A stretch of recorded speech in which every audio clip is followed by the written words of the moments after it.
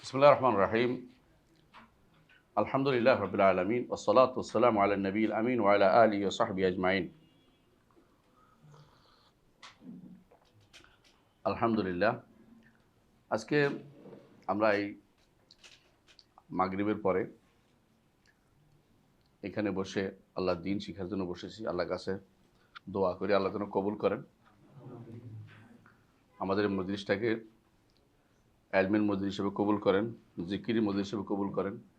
ফেরেশতা দিয়ে আমাদের মজলিসটা যেন ঢেকে দেন, রহমত প্রেরণ করেন, সাকিনা প্রেরণ করেন। আল্লাহ যেন তার কাছে যারা আছে ফেরেশতাদের কাছে, আরশের কাছে যে সমস্ত ফেরেশতা আছে তাদের কাছে আমাদের কথা আলোচনা করেন। আল্লাহর কাছে এই দোয়া করে আজকে মাঝে শুরু করছি।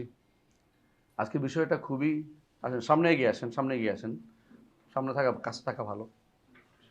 এটা হাদিসেও সাব্যস্ত, তাই না? হাদিস দ্বারা সাব্যস্ত কাছে থাকার কথা বলা হয়েছে। সেই জন্য পিছনে যা খালি রাখেন, যদি কেউ আসে আমরা আশাবাদী যে কেউ আসবে। বসেন, ওনারা বসে যান। আলহামদুলিল্লাহ। বিষয়টা খুবই গুরুত্বপূর্ণ।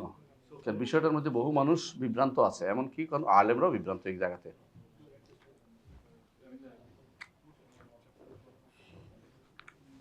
কিছুদিন তো কিছু কিছু মনে করেন না, খাচ্ছি বেশি কারণ হচ্ছে আমি যেন ডিহাইড্রেশন না হয়। আমার হঠাৎ করে অনেকক্ষণ কথা বললে ডিহাইড্রেশন না।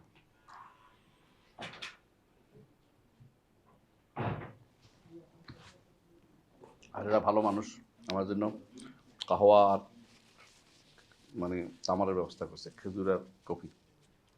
ধন্যবাদ। আর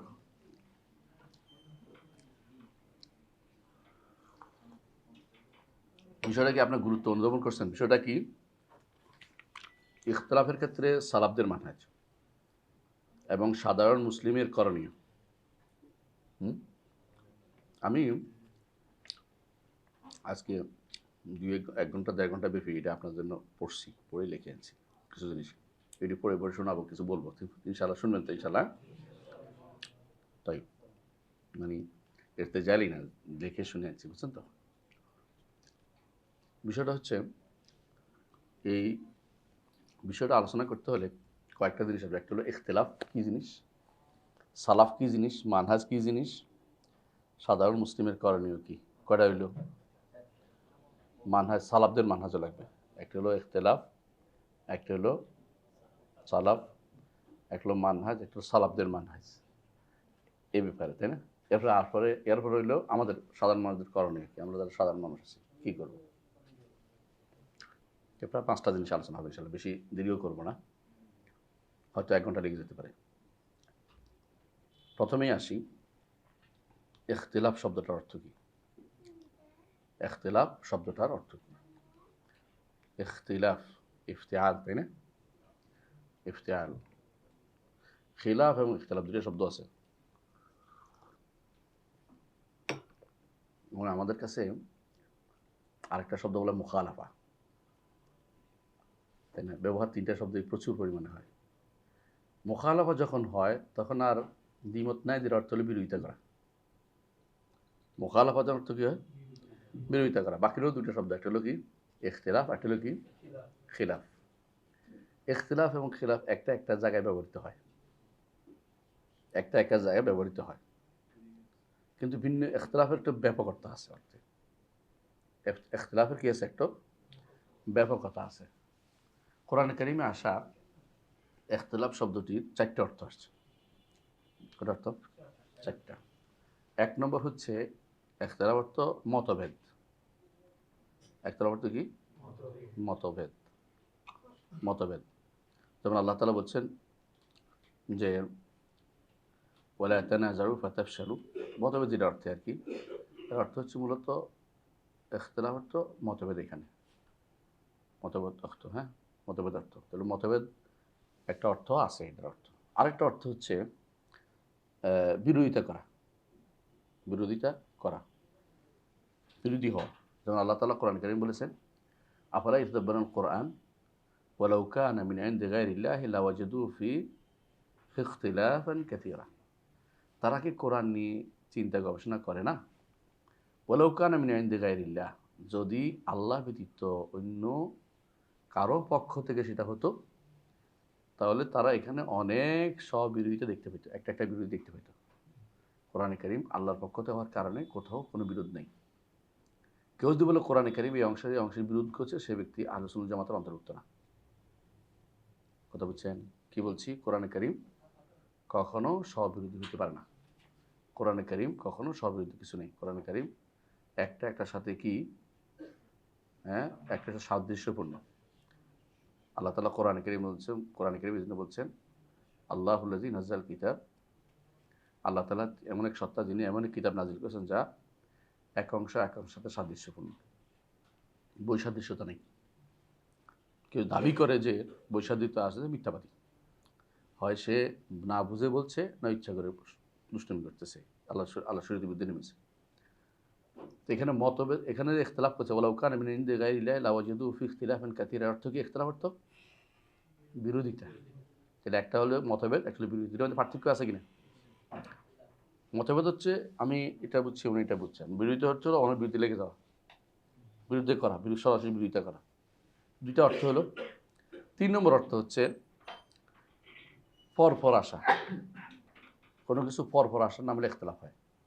যেমন আল্লাহ তাআলা কোরআনে কারীমে বলেছেন ওয়াখতিলাফিল লাইলি ওয়ান নাহার, রাত দিন, মানে একটা রাত একটা দিন। বুঝলেন তো কথাটা? রাত দিনের বিরোধী হিসাবে না, এটা বোঝাচ্ছে কি একটা একটার পরে আসে। ওয়াখতিলাফিল লাইলি ওয়ান নাহার, ইখতিলাফ শব্দটা ব্যবহৃত হয়েছে। তাআকুব বলে এটাকে। তাহলে একটা হলো তানাজুর, একটা হলো তাআকুব, একটা হলো তানাকুব, 3টা গেল। বাকি রয়েছে আরেকটা তানাউউ, মানে একটা হলো বৈচিত্র্য বোঝানো, বৈচিত্র্য বোঝানো। এর দলিল কোরআন কারীম সূরা রুমের 22 নম্বর আয়াতে আল্লাহ তাআলা বলছেন ওয়া মিন আয়াতিহি খালকুস সামাওয়াতি ওয়াল আরদি ওয়া ইখতিলাফু আলসিনাতিকুম ওয়া আলওয়ানিকুম। আল্লাহর নিদর্শনের মধ্যে রয়েছে আসমান জমিন সৃষ্টি এবং তোমাদের কথার বৈচিত্র্য, ভাষার বৈচিত্র্য এবং তোমাদের রঙের বৈচিত্র্য। তাই না? কারো ভাষায় কারো ভাষায় বৈচিত্র্য আছে না? এটা বৈচিত্র্য। এটার অর্থ বৈচিত্র্য অর্থে। তাহলে বোঝা গেল এটা তানাউর বলে এটাকে। তানাউর কয়টা অর্থ বললাম আরবিতে? 4টা। এই 4টা অর্থই এই কোরআনে এর জন্য ইখতিলাফ শব্দের জন্য ব্যবহৃত হয়। খিলাফ শব্দ এতগুলোর জন্য ব্যবহৃত হয় না। খিলাফ শব্দ বেশিরভাগই বিরোধিতার জন্য ব্যবহৃত হয়। কখনো কখনো মতভেদ অর্থে ব্যবহৃত হয়। কখনো মতভেদ অর্থে ব্যবহৃত, যেমন যদি বলা হয় হাযিল মাসালা ফি খিলাফ, এর অর্থ বিরোধিতা লাগছে এটা না, এর অর্থ কি মতভেদ আছে। তাই তাহলে আমরা বুঝলাম যে মতভেদ, ইখতিলাফ শব্দের কী অর্থ, তাই না? এখন আমরা আপনাদের সাথে কথা বলবো ইখতিলাফের আসলে মূল কী, সাধারণত ইখতিলাফটা কী জিনিস। আমরা এখানে আলোচনা করব 2টা অর্থে, একটা হলো মতভেদ অর্থে, আরেকটা অর্থে বৈচিত্র্য অর্থে, বিরোধ অর্থে। বিরোধ অর্থটা বিরোধিতার জন্য বিরোধিতার মাসলা আলাদা, কিন্তু সাধারণত মানুষ ইখতিলাফ বলতে বিরোধিতা বুঝে, মতভেদ বুঝে, মতভেদ বুঝে। তখন আমি মতভেদ করলাম আপনার সাথে, হ্যাঁ, যে আপনি চুলটা কাটাটা ঠিক হয় না এইভাবে, ধরেন আমি অনুভব বিরোধিতা করলাম আপনার সাথে যে আমি দাড়িটা কামানো ঠিক হয়নি, এরকম আর কি, বুঝছেন তো? কারণ আমাদের বলছি নাকি, বলি নাই তো, এইভাবে চলুক। তাহলে বোঝা গেল যে আমরা এই এই যে মতভেদটা হইতেছে, তাই না, এটা কি সত্য কিনা মিথ্যা এর পরের কথা, আগে মতভেদ তো হয়েছে। মানুষের মতভেদের বিষয়টা 1 নম্বর কথা হচ্ছে এটা সুন্নাতুল্লাহ, মতভেদ হবেই, হয় না? হবেই, মানুষ কখনো একরকম হয় না। মতভেদ হলে একটা ভালো দিক আছে, এটা কি পরস্পরের মধ্যে একই ঘরের ভিতরে থাকলে যেটুকু হয় না, আলাদা হয়ে গেলে প্রত্যেক কিছু কাজ করে খায়, জমিনটা আবাদ হয়। তাহলে জমিন আবাদ হওয়ার জন্য মতভেদ একটা জরুরি জিনিস আছে। এই মতভেদটা হচ্ছে জাগতিক মতভেদ, জাগতিক মতভেদ। আপনার প্রশ্নের মধ্যে দরকার ছিল ইখতিলাফ বলতে জাগতিক না, আমি ধর্মীয় বুঝাচ্ছি, এটা দরকার ছিল আমাদের ইয়াটার মধ্যে থাকার, তাহলে ভালো, তাই না? কোন জায়গায় ফেক খেয়ে না আকিদে কিছু বলেন না, এই জন্য আমরা তো এই জন্য আলোচনা করতে হচ্ছে। তাহলে ইখতিলাফের একটা কিছু উপকারিতা আছে, জাগতিকভাবে উপকারিতা কি, জগৎটা নির্মাণ করা হয়। দ্বিতীয় উপকারিতা হচ্ছে ইখতিলাফের কারণে মানুষের অন্তর চিন্তা চেতনার মধ্যে প্রবৃদ্ধি ঘটে, প্রবৃদ্ধি ঘটে না? একটা মাসালা বের করে আবু হানিফা একরকম, শাফিঈ আরেক রকম, মালিক আরেক রকম, আহমদ আরেক রকম করে না? চিন্তা না করলে বেরোতো এটা। তো মতভেদ করে এক একটা মাসালাতে অনেক উপকারিতাও আছে। একটা উপকারিতা বলি বুঝতে পারবেন, যে একজন নারী যদি তার স্বামী নিরুদ্দেশ হয়ে যায় কতদিন অপেক্ষা করবে? আবু হানিফা বলেন যে 90 বছর, মালিক বলেন যে 4 বছর। কত 90 কোথায় চায়? ঘটনাটা কেন কেন করছে এটা? কারণ 90 বছর কেন জীবিত থাকতে পারে, সাধারণত 90 বছর মানুষ মরে যায়। এরপরে কে বিয়ে দিবে? এই মেয়েরে কে বিয়ে করবে? 90 বছর বসে থাকলে কে বিয়ে করবে? এই জন্য মালিকের মত নিছে হানাফিরা এখানে আসে। আবার কোর্টে আমাদের এটাই নেই, বর্তমান কোর্টে এটাই নিছে, এই মতটা নিছে, বুঝছেন তো? তাও এটা আবার মোহামেডান ল হিসেবে নিছে, এমন নয় যে তারা আইন করে করছে, এটা না।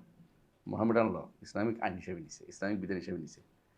তাহলে মতভেদের মধ্যে কিছু উপকারিতা একটা পাওয়া গেছে, দুই একটা, তাই না? এরকম আরও উদাহরণ দিব না। এর অর্থ হচ্ছে জাগতিক বিষয়েও মতভেদের মধ্যে কী আছে, কিছু উপকারিতা আছে। 1 নম্বর, মতভেদের মাধ্যমে জগৎ আবাদ হয়। 2 নম্বর কী বলছি, দেখি পারেন কিনা আপনারা। 2 নম্বর কি, চিন্তা চেতনা মানুষের কী হয়, উন্মেষ ঘটে। 3 নম্বর, ব্যবসা বাণিজ্য, হ্যাঁ, তারপরে শিল্প, সব কিছু এই জন্য হয় যে কয়েকজনে মিলে বলছে ওর লোকে থাকবো না, আমি আলাদা করবো। আলাদা করলে একটা কিছু হয়, এক জায়গা থেকে আরেক জায়গায় মানুষ যায় যায় কী করে, নতুন করে জায়গা আবাদ করে, নতুন করে। এটা একটা উপকারিতা আছে। আরেকটা উপকারিতা আছে কি, যদি কোনো ইজতিহাদ করে কোরআন হাদিসে, তাহলে সওয়াব হয় ইজতিহাদ করলে, তাই না? এই ইজতিহাদের মতভেদের একটা কারণ, তাই না? তাহলে বোঝা গেল অনেকগুলো দিক আছে যেগুলো কি আপনি অস্বীকার করতে পারবেন না। এগুলো দরুরা বা শারিয়া। মানুষের ভিতরে মতভেদটা একটা চিরন্তন জিনিস, মতভেদ হয়। একই ঘরে বাবা একটা বলছে, ছেলে আরেকটা বলতেছে এটা ভালো হবে না, এটা ভালো হবে না, দুইজন দুই রকম বলে না। গরু এটা বাজারে কিনতে গেছেন, কোরবানি গরু, এটা ভালো না, এটা ভালো না, দেখতেছি এটা কীরকম, চর্বি বেশি। তো এক যে যারটা যে মানে বুঝাইতে পারে এটাই কবুল হয়, যার বোঝানোর ক্ষমতা বেশি তারটা গ্রহণ করে।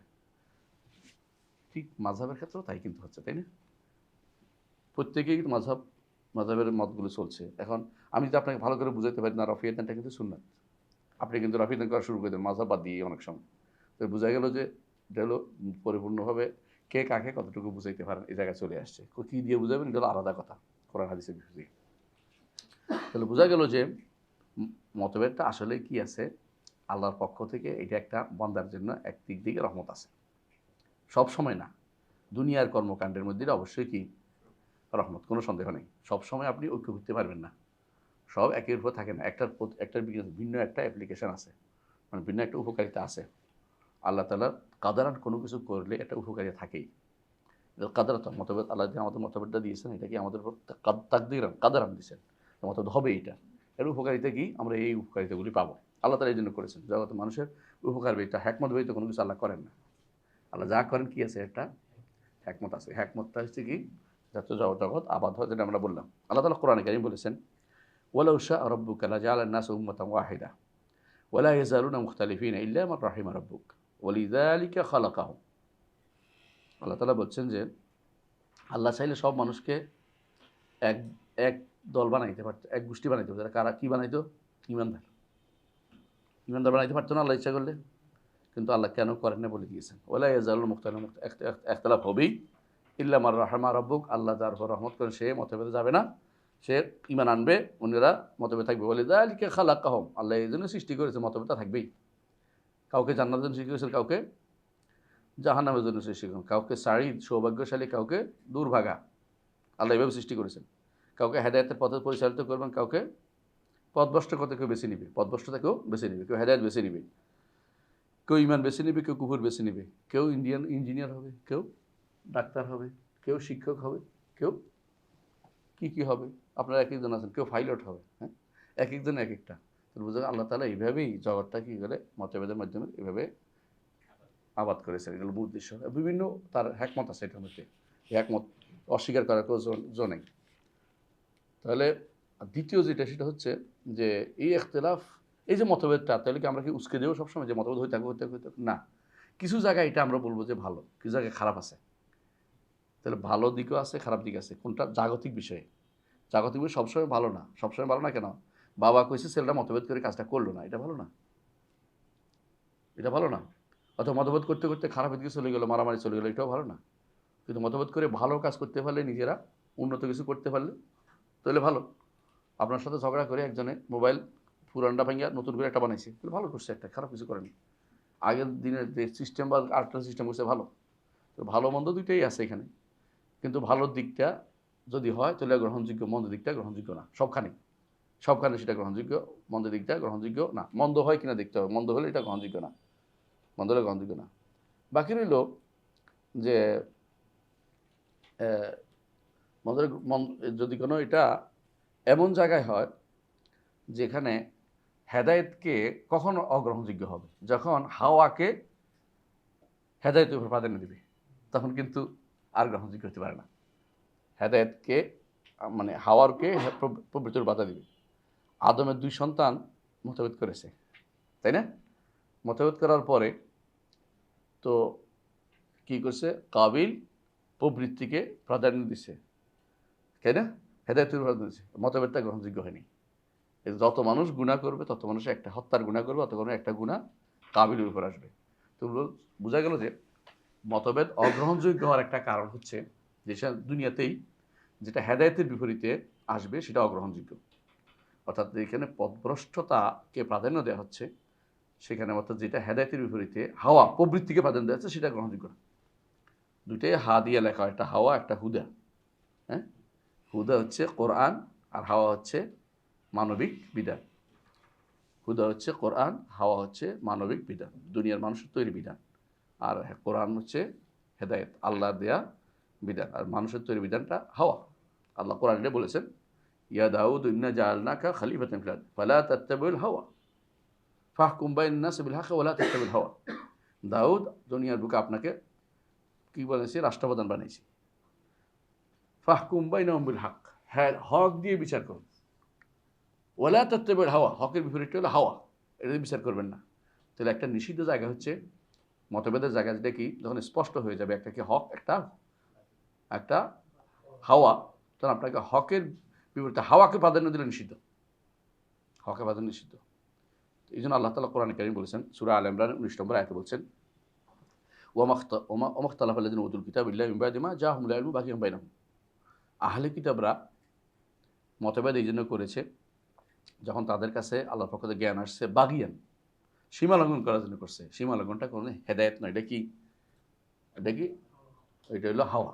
এটা হাওয়া, প্রবৃত্তির কারণে মানুষ সীমা লঙ্ঘন করে, তো সীমা লঙ্ঘন করছে। আবার আল্লাহ তাআলা বলছেন কোরআনে কারীমে সূরা ইউনূসের 93 নম্বর আয়াতে, ওয়ালাকাদ বাওয়া'না বানী ইসরাঈলা মুবাওওয়া'a সিদকিন ওয়া রাযাকনাহুম মিনাত তাইয়্যিবাতি ফামা ইখতালাফু হাত্তা জাআহুমুল ইলম। বনী ইসরাঈলদেরকে আমরা ভালো অবস্থান দিয়েছি, খুব ভালো, তাদেরকে উত্তম রিজিকের ব্যবস্থা করেছি। কিন্তু তারা যখন তাদের কাছে জ্ঞান আসলো, তারা কি করলো, জ্ঞানের অহংকারে মতভেদে লিপ্ত হলো। এখনোই যারা একটু ভালো করেন, যারা ভালো করে চিন্তা করেন তো, আমাদের দেশে যারা আল্লাহর শরীয়তের বিরুদ্ধে চলে, আল্লাহর বিধানের বিরুদ্ধে চলে, বেশিরভাগই কিন্তু অজ্ঞ বলে না, তারা বলে আমরাই জানি, আমরাই বুঝি। এরা বুঝে না, হুজুরগুলি বুঝে না, ইসলামের দিকে যারা ডাকে তারা বুঝে না, আমরা সব বুঝি। বুঝেন তো, মানে এলমের অহংকার, এলমের অহংকার। তো দ্বিতীয় যখন এলমের অহংকার আসবে, তখন কিন্তু মানুষ কী করে, আবার আবার এই ইখতিলাফটা তখন মতভেদে, নিষিদ্ধ মতভেদে পরিণত, কারণ সে তো হকের বিরুদ্ধে দাঁড়াইছে। রাসূলুল্লাহ সাল্লাল্লাহু আলাইহি ওয়াসাল্লামকে একজন জিজ্ঞাসা করছে কিবির কী জিনিস, রাসূল উত্তর কী দিয়েছে, আল কিবরু বাতরুল হক ওয়া গামতুন নাস। কিবির হয়েছে হক ঠেলে দেয়া এবং মানুষকে অবজ্ঞা করা, মানুষকে অবজ্ঞা করা, এটা হচ্ছে কিবির, অহংকার। তো বোঝা গেল এই ইখতিলাফ জায়গাটা যদি কোনো কিবিরের থেকে হয়, তাহলে এটাও আবার নিষিদ্ধ, অহংকার থেকে হলেও নিষিদ্ধ। এটা কারণ এটা হলো প্রবৃত্তিকে কিসের উপর স্থান দেয়া, হুদার উপর, হেদায়েতের উপরে স্থান দেয়া, হাওয়াকে হুদার উপরে স্থান দিয়েছে। আবার আল্লাহ তাআলা কোরআনে কারীমে অন্য আয়াতে বলছেন, যালিকা বিআন্নাল্লাহ নাযাল কিতাবিল হক ওয়া ইন্নাল্লাযীনা ইখতালাফু ফিল কিতাবি লাফি শিকাকিন বাঈদ। এটা এই জন্য যে যা ঘটেছে এর আগের ঘটনা, আল্লাহ তাআলা কিতাবকে হক দিয়ে নাজিল করেছেন, আর যারা কিতাবের মধ্যে মতভেদে লিপ্ত হয়েছে তারা প্রচণ্ড বিরোধিতায় লিপ্ত আছে। তার বোঝা গেল কখনো মতভেদটা যখন বিরোধিতা উদ্দেশ্য বিরোধিতার জন্য হয়, তখন এটাও নিষিদ্ধ, এটাও নিষিদ্ধ। কোরআনে কারীমে আল্লাহ তাআলা অন্যত্র বলেছেন, সূরা বাইয়িনার মধ্যে বলছেন, ওমা তাফাররাকাল্লাযীনা উতুল কিতাবা ইল্লা মিন বাদি মা জাআতহুমুল বাইয়িনা। আহলে কিতাবরা বিচ্ছিন্ন হয়েছে যখন তাদের কাছে প্রমাণ আসছে। এই প্রমাণটাকে তারা কিভাবে সেট করবে এ নিয়ে বিচ্ছিন্নতায় লিপ্ত হয়েছে। প্রমাণটা তারা মানার জন্য করছে না, কি জন্য, নিজের মন মতো সেট করার জন্য করছে। তখনই তারা হাওয়াকে প্রবৃত্তিকে প্রাধান্য দিয়েছে, এই জন্য এটা নিষিদ্ধ মতভেদে পরিণত হয়েছে। তাহলে আমাদেরকে বোঝা গেল যে আমাদের ইখতিলাফ করতে নিষেধ করা হয়েছে, এটাই মূল কথা, যে কোন জায়গাতে নিষেধ করা হয়েছে এগুলি আমি কয়েকটা উদাহরণ দিব। আল্লাহ তাআলা নিষিদ্ধ প্রমাণ, 1 নম্বর দলিল হচ্ছে আল্লাহ তাআলা কোরআনে কারীম সূরা আনআমের 159 নম্বর আয়াতে বলছেন, ইন্নাল্লাযীনা ফাররাকু দীনাহুম ওয়া কানু শিয়া'আন লাস্তা মিনহুম ফি শাই ইন্নামা আমরুহুম ইলাল্লাহ সুম্মা ইউনাব্বিহুম বিমা কানু ইয়াফআলুন। নিশ্চয়ই যারা তাদের দ্বীনকে বিচ্ছিন্ন করে দিয়েছে, ভাগ ভাগ করে টুকরা টুকরা করছে, শিয়া খারেজি এটা ওইটা হয়েছে, মুতাজিলা ভাগ ভাগ হয়ে গেছে। ওয়াকানু শিয়ানাম এবং টুকরা টুকরা করছে, মানে ভিন্ন ভিন্ন দল হয়েছে। লাস্তা মিনু বিষয়, আপনি তাদের কোনো কিছুর মধ্যে নাই।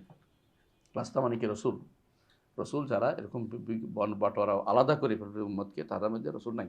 কারণ রসুল যেটার মধ্যে আছে এটা কোনটা, মা আনা আলাইহি ওয়াসহাবি, যারা আমি এসে আমার সাহাবীর আছে, এটা থাকবে কিয়ামত পর্যন্ত। এটা তায়েফা মানসুরা, এটা হচ্ছে আরেকটা কি ফিরকাতুন নাজিয়া, এটাই হচ্ছে মানহাজুস সালাফ, এইটার উপর থাকতে বলছে। অন্যরা আল্লাহ রসুল ওইটার মধ্যে কোনটার মধ্যে নাই। তাহলে খারিজ যারা, শিয়া যারা, মুতাজিলা যারা, এগুলির সাথে রসুল্লাহ সাল্লাম নাই। কথা বুঝছেন তো? লাস্তা মিনু বিষয় যারা ভাগ করে বলছে রসুল্লাহ, এমনকি আগেকার উম্মতের মধ্যে যারা ভাগ, তাদের সাথে রসুল্লাহ সাল্লাম নাই, এটাই কথা। তাই আল্লাহ তাআলা অন্যত্র বলেছেন, ওয়ালা তানাজাউ ফাতাফশালু ওয়া তাযহাবা রিহুকুম ওয়াসবিরু ইন্নাল্লাহা মা'আস সাবিরিন। আর তোমরা পরস্পর বিভেদে লিপ্ত হয়েও না, ওয়া ফাতাফশালু, তোমাদের কি শক্তি ক্ষয় হয়ে যাবে, তোমরা হেরে যাবে। ওয়া তাযহাবা রিহুকুম, তোমাদের শক্তি নষ্ট হয়ে যাবে, শেষ হয়ে যাবে। ওয়াসবিরু ইন্নাল্লাহা মা'আস সাবিরিন, তাহলে নিষেধ করতেছেন আমাদেরকে মতভেদে লিপ্ত হতে নিষেধ করছেন। ওয়াকাল নবী সাল্লাল্লাহু আলাইহি ওয়াসাল্লাম, নবী সাল্লাল্লাহু আলাইহি ওয়াসাল্লাম বলেছেন, যারুনি মা তারাকতুকুম, আমি তোমাদেরকে যতক্ষণ ছেড়ে দিই তোমরা তখন আমাকে ছেড়ে দাও, অর্থাৎ তোমরা অতিরিক্ত প্রশ্ন করিও না। কারণ রাসূলুল্লাহ সাল্লাল্লাহু আলাইহি ওয়াসাল্লাম বলছেন যে ফাইন্না মাহালাকা মান কানা ক্বাবলাকুম, তোমাদের আগে যারা ছিল তার ধ্বংস হয়েছে কেন, বেকাসাতে সুআলিহিম, বেশি বেশি তারা প্রশ্ন করত। প্রশ্নগুলির জন্য, জানার জন্য হতে কোনো নিষেধ নাই। প্রশ্নগুলি জানার জন্য করে না, কি জন্য করে, আটকানোর জন্য, পরীক্ষা করার জন্য। হ্যাঁ, আমাকে মাঝে মাঝে ফেসবুকে প্রশ্ন করে অমুক সম্পর্কে কি বলবেন, এটা কি জানার জন্য করতেছে, সে জেনেই বলতেছে, এরপর দেখবেন যে উত্তর দিতেছে আমি তো জানি না, তুই তো আগে আমাকে প্রশ্ন করছো কেন, পরীক্ষা করার জন্য। এগুলো পরীক্ষা করার জন্য, বুঝছেন তো? এটা নিষিদ্ধ কাজ, এগুলো ভালো কাজ না। বিকাশ সুআলিহিম ওয়াখতিলাফিহিম আলা আম্বিয়াহিম, নবীদের উপরে বেশি বেশি মতভেদ তৈরি করার জন্য। এরপর বলেছেন ফাইজা আমার তো বিশাইইন ফাতফাতু মিনহু মাসতাতাম, নির্দেশ দিলে যতটুকু পারো আনবা, নিষেধ করলে পুরোপুরি পরিত্যাগ করবা। তো নিষেধ একেবারেই বর্জনীয়, আর নির্দেশ সাধ্যমতো পালনীয়। আহসানতা, বারাকাল্লাহু ফিক। আরেকটা বলছে আল্লাহ তাআলা কোরআন কারীমে সূরার মধ্যে বলছে, শারআ লাকুম মিনাদ দীনি মা ওয়াসসা বিহি নূহান ওয়াল্লাযী আওহাইনা ইলাইকা মা ওয়াসসা বিহি ইব্রাহিম ওয়া মূসা ওয়া ঈসা আন আকিমুদ-দীন ওয়া লা তাতাফাররাকু ফীহি। আল্লাহ তাআলা যেই শরীয়ত দিয়েছেন নবীদেরকে, সবাইকে তো নবী শরীয়ত দিয়েছেন, তার মধ্যে একটা কথা সবাই ছিল, এটা কি, দ্বীনকে প্রতিষ্ঠা করো, এর মধ্যে মতভেদ তৈরি করো না। এই আয়াত দিয়ে তো সবাই দলিল দেয়, যারা ইসলাম প্রতিষ্ঠা করতে চায় তারা এই আয়াত দিয়ে দলিল দেয় না? দিতে তো হবে, আমরা সবাই এটাই চাই, ইসলাম প্রতিষ্ঠা করতে চাই। সমস্যা হলো ইসলামও বুঝে নাই, প্রতিষ্ঠাও বুঝে নাই, এটাই সমস্যা। ইসলাম কাকে বলে, প্রতিষ্ঠা কাকে বলে, এটা বুঝলে তো হইতো। আলহামদুলিল্লাহ, আমাদের ইসলাম বোঝার জন্য চেষ্টা করতে, ইসলাম বুঝলে কিন্তু আর কোনো দিনেই পাশ্চাত্য কোনো কিছুকে তারা স্বাগতম জানাইতো না। বুঝলেন তো? স্বাগতম, স্বাগতম কাকে জানায়, স্বাগতম কারে জানায়, পাশ্চাত্য রীতিনীতিকে স্বাগতম জানায়। যারা পাশ্চাত্য রীতিনীতিকে স্বাগতম জানায় তারা কখনো ইসলাম বুঝে নেই। ইসলাম কেন প্রতিষ্ঠা করবে, যারা বুঝেই নেই। যার বুঝ নাই সে প্রতিষ্ঠা করতে পারে না। আমি কোনো কিছু বানাইতে হলে আমার এইটা হচ্ছে, এটা বানাবো, তাহলে আমাকে আগে জানতে হবে এটা কী জিনিস, জানতে হবে এটা কেমনে হয়েছে, কী দিয়ে হয়েছে, কন্টেন্ট জানতে হবে আমাকে। কন্টেন্ট না জানে যদি কোনো আমি পাগল কাপ বানাবো কী বানাবে, তো তুমি তো করতেই পারো সারাদিন, লাভ তো হবে না। তুমি জানি না এটা কী জিনিস, এটা আগে শিখতে হবে। কথা বুঝছেন? তাই সেখানেও বলা হয়েছে তোমরা দ্বীনের মধ্যে মতভেদ করো না, অন্তত দিন ওলা তাতাফারাকু, হ্যাঁ, না আকিমুদ্দীন, দিন প্রতিষ্ঠা করো, ওলা এটার মধ্যে দিনের মধ্যে মতামত করো না। এরপর আল্লাহ তাআলা বলছেন সূরা 14 নম্বর আয়াত, ওমা তাফাররাকু ইল্লা মিন বা'দি মা জাআহুম মিনাল বাগয়ি বাইনাহুম, যে এরা মতভেদ করেছে কারণ দ্বীনের মধ্যে তারা ইলম আসার পরে বিরোধিতা করার জন্য বিরোধিতা করার জন্য লিপ্ত হয়েছে। সূরা আলে ইমরান 103 নম্বর আয়াতে আল্লাহ তাআলা বলছেন, ওয়াতাসিমু বিহাবলিল্লাহি জামিআন ওয়া লা তাফাররাকু, আল্লাহর রজ্জুকে আঁকড়ে ধরো শক্তভাবে এবং তোমরা কি করো না, আল্লাহর রজ্জু আঁকড়ে ধরতে বলছে, ওয়ালা তাতাফাররাকু, এবং তোমরা বিচ্ছিন্ন হও না।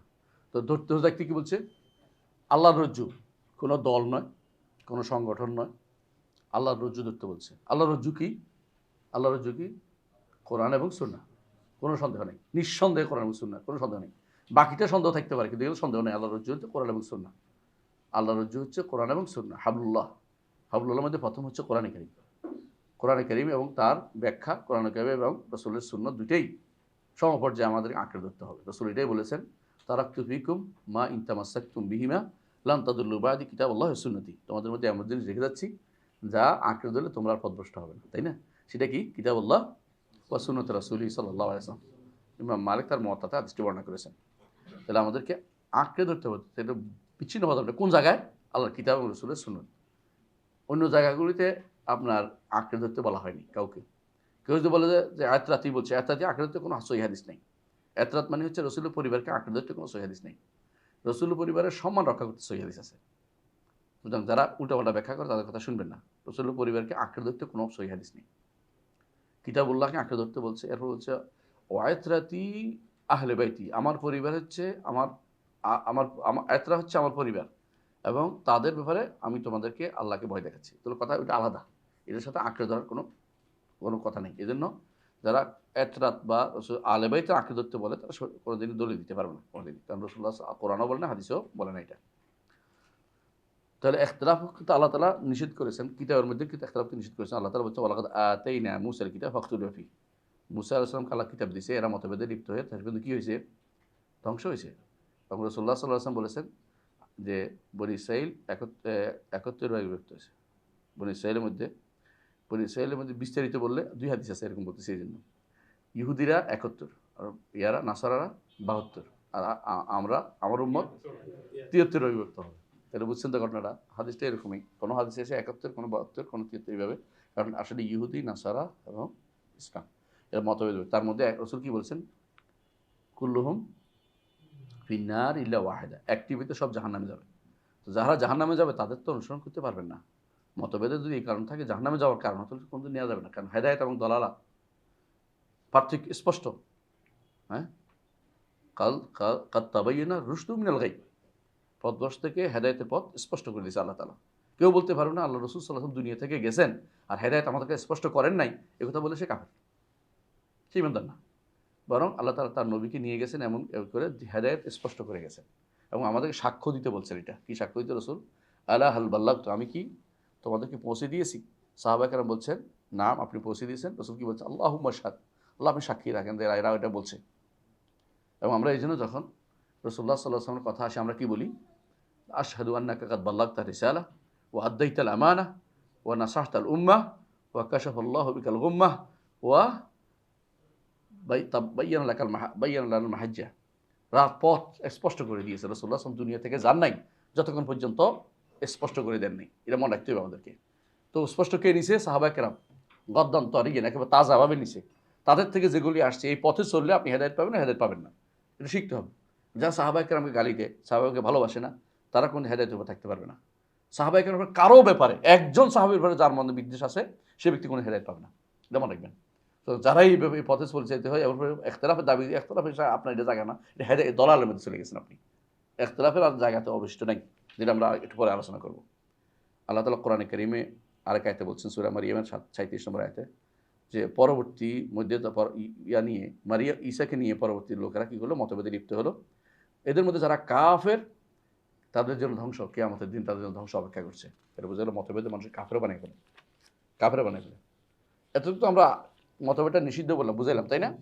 এখন আমি আপনাদেরকে আরো জানাবো যে অনেক সময় আমাদের মধ্যে একটা চেতনা খুব কাজ করে। চেতনা আছে না?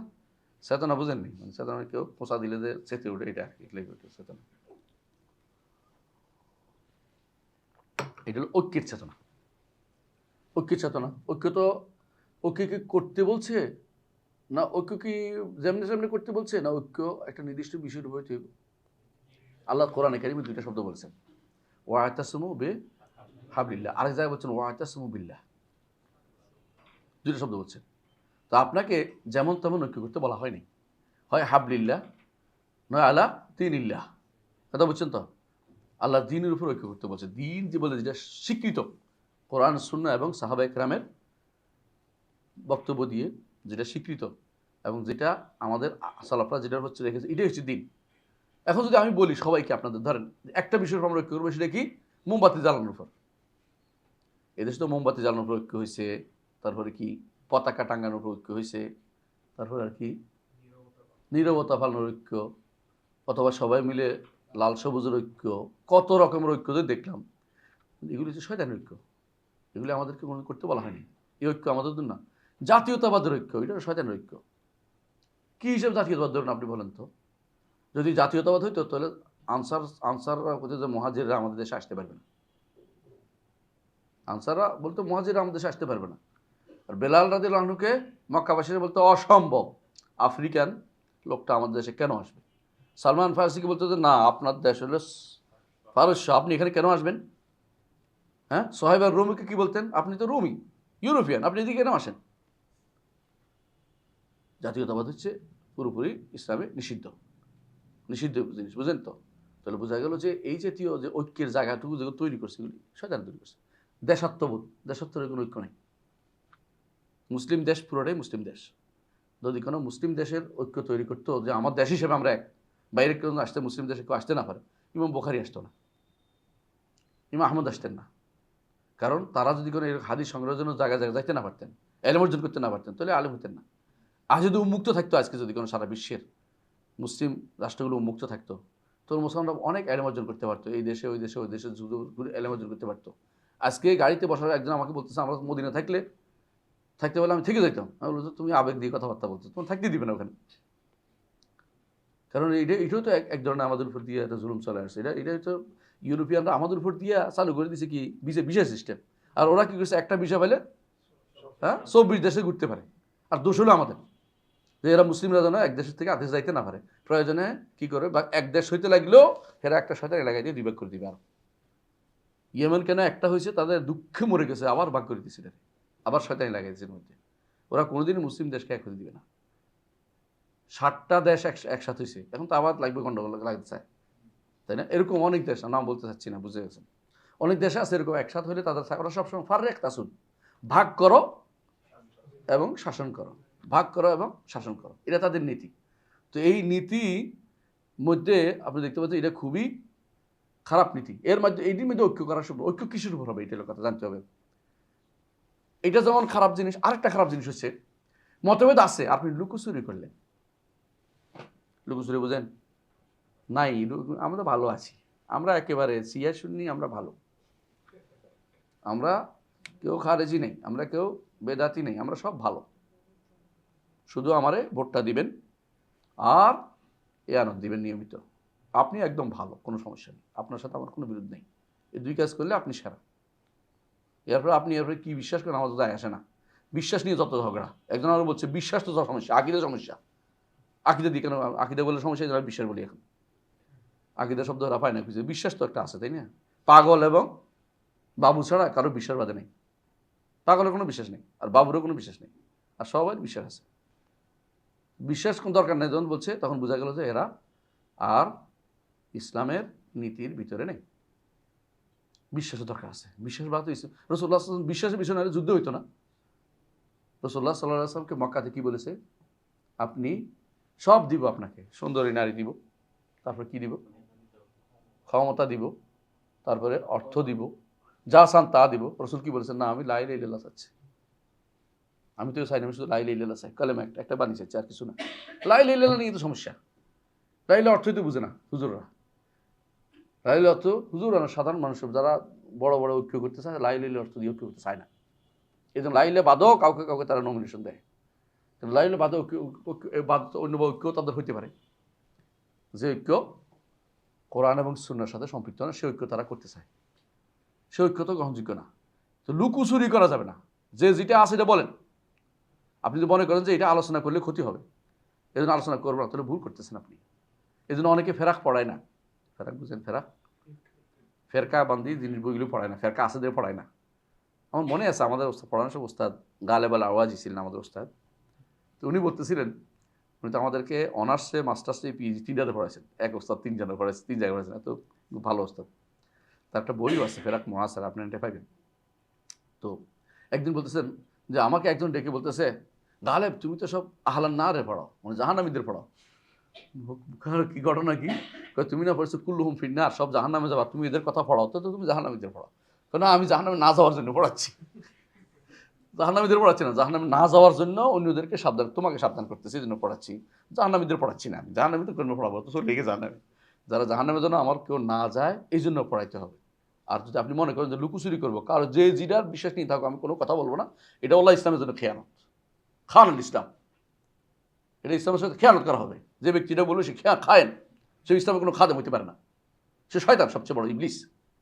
আপনি জানেন যে বিপদগ্রস্ত, তারপর তার সাথে আপনার কি চলাফেরা, উঠা বসা, তার সাথে আপনি চেয়ার শেয়ার দুনিয়া পাগলামি করে যাচ্ছেন, এগুলো গ্রহণযোগ্য হতে পারে না। ইসলামের সাথে খেয়াল করছেন আপনি, ইসলামের সাথে খায়েন। এই জাতীয় লুকোচুরি করবেন না। হক যাটা বলে দেবেন যে আপনারটা এটা দুষ্ট, আপনার নষ্ট, আপনার এটা ভ্রষ্ট, এটা বলে দিবেন সব কিছু। এটা ঠিক নেই, আপনারটা ঠিক নেই কেন বলতে পারেন না, বললে আপনি এখনো বোবা শতান রয়ে গেছেন, হক বলতে পারেন নাই। হক বলার মতো সাহসী হতে হবে, ইবনে তাইমিয়ার মতো হইতে হবে, ইবনে তাইমিয়ার মতো সাহসী। হক বলছে একা, কোনো সমস্যা হয় নাই, যা লেগেছে কি হয়েছে, জীবন তো একটাই, দুনিয়ার জীবন তো একটা, আখেরাত জীবন তো এলে তো আল্লাহর কাছে যাবে। সাহসী হতে হবে সব কিছুতে, হক বলবেন, হক বলতে হবে। হক বলবে এমন অবস্থা হয়েছে যে হক বললে দোষ হয়েছে তার, মানুষ হিসেবে একটু কঠিন আর অন্যেরা সহজ, অনেকবার বন্ধু বান্ধব হয়ে যায় সবাই, আমাদের উপর দোষ আসে, আমরা কঠিন হয়ে গেছি। কঠিন কোথায় হইলাম? তোমার হকটা বলতে বলেছি, হকটা বলাও তোমার বন্ধ হয়ে গেছে কেন? বুঝলেন কথাটা? লুকুচুরি করেন কেমনে? আশায় মাতুরিদের পথভ্রষ্ট বলতে রাজি নেই, লুকুচুরি। এর পথভ্রষ্ট কোনো সন্দেহ নেই। পথভ্রষ্ট কেমনে হয় এটা আপনি পরে শুনবো, বলবো ইনশাল্লাহ। আসেন দ্বিতীয় অংশ।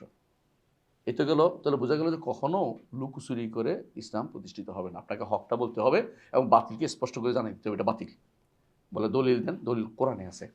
আল্লাহ তাআলা বলছেন সূরা যুখরুফের 63 নম্বর আয়াতে, ওয়ালাম্মা জা ঈসা বিল বাইয়িনাত ক্বালা কাদ জিতুকুম বিল হিকমাতি ওয়া লিউবায়্যিনা লাকুম বা'দাল্লাযী তাখতালিফুনা ফীহি ফাত্তাকুল্লাহ ওয়া আতিউন।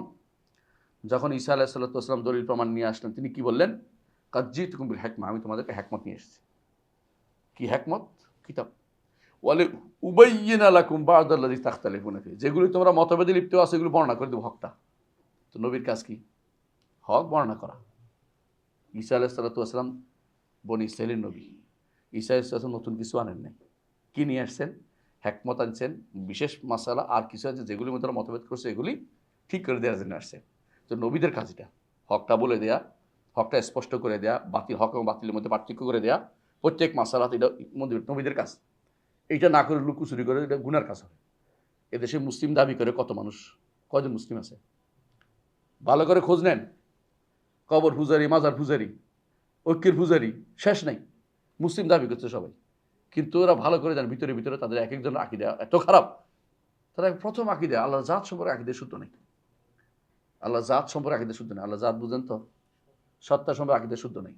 সত্তা সম্পর্কে আকীদা শুদ্ধ হলে 5টা জিনিস লাগবে, একদিন পড়ে নিয়ে আরেকদিন বলবো না, এখন লম্বা টাইম চলে যাবে। তো অন্তত আল্লাহ জাত সম্পর্কে আকীদা শুদ্ধ নেই মানুষের, আফআল সম্পর্কে আকীদা শুদ্ধ নেই, তারপরে নাম সম্পর্কে শুদ্ধ নেই, গুণ সম্পর্কে শুদ্ধ নেই। অধিকার তো দেয়ই না আল্লাহকে, অধিকার তো বান্দারা নিয়ে গেছে সব। তাহলে কিসের জন্য আপনি কিসের ঐক্য করতেছেন এখানে? আল্লাহ যে রসুল, আর রসুলদের প্রেরণ করতো কেন? রসুলদের কেন প্রেরণ করা হতো? যাতে করে যে জায়গাতে মতভেদ হয়েছে এগুলিতে শুদ্ধ করা। আপনি এগুলো শুদ্ধ করবেন না, এমনি এমনি আমরা আসি তো, এটা ইসলামের নীতি না।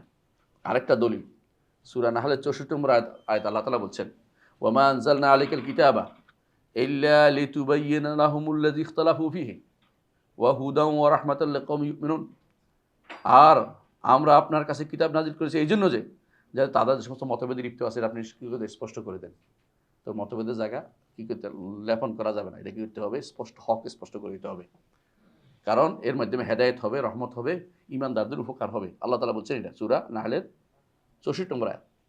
আরও বলছে আল্লাহ তাআলা সূরা নামলের 76 নম্বর আয়াতে বলছেন, ইন্না হাযাল কুরআনা ইয়াকুসসু আলা বানি ইসরাঈলা আকসারাল্লাযী হুম ফী ইখতালিফুন। কোরআন নাজিল হওয়ার কারণে একটা যে মতভেদ যেগুলো লিপ্ত হয়েছে এগুলো স্পষ্ট করে দিবে। কোরআনকে আল্লাহ তাআলা বলছেন মুহাইমিনান আলাইহি, মুহাইমিন, অন্যান্য সমস্ত কিতাবের মধ্যে তারা যে সমস্ত মতভেদ করছে, কোরআন হচ্ছে এটা হক বাতিলের মধ্যে পার্থক্যকারী। ফোরকান কোরআন, কারণ হক বাতিলের মধ্যে পার্থক্যকারী। এরা বাতিল হক করতে করতে বাতিলে চলে গেছে, আপনাকে এটা স্পষ্ট করে দিতে হবে, লুকোচুরি করা যাবে না। বোহরারা মুসলিম না, আগাখানিরা মুসলিম না, কথা বুঝেন আপনি। এদেরকে কাদিয়ানিরা মুসলিম না, আপনি এদেরকে ধরে এনে বলে এরাও তো মুসলিম, এই জাতীয় কথাবার্তা এখানে চলে না। এগুলি দিয়ে ঐক্য করার দরকার নেই, আপনার এখানে লুকোচুরি করার দরকার নেই। তোর মতভেদটা কোনো কোনো জায়গাতে আপনাকে মতভেদটা কেন হলো স্পষ্ট করে বলে দিতে হবে এবং মতভেদের কারণগুলি তুলে ধরতে হবে, ওই জায়গায় কেন মতভেদটা হয়েছে।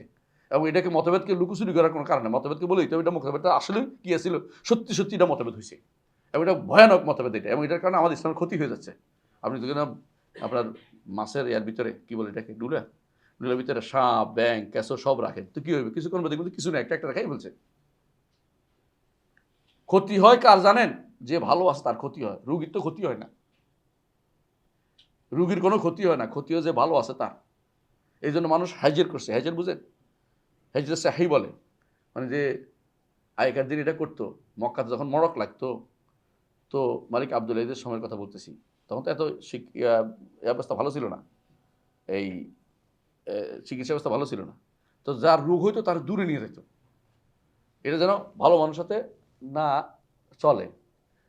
মদিনাতে একবার আমাদের এক ভাই অসুস্থ হয়েছে, ওরে নিয়ে মিকাতে রেখে দিছে। ও আমাদের পরিচিত একজন কাছের মানুষ, ওরে মিকাতে রেখে দিছে 3 সপ্তাহ পর্যন্ত নাই।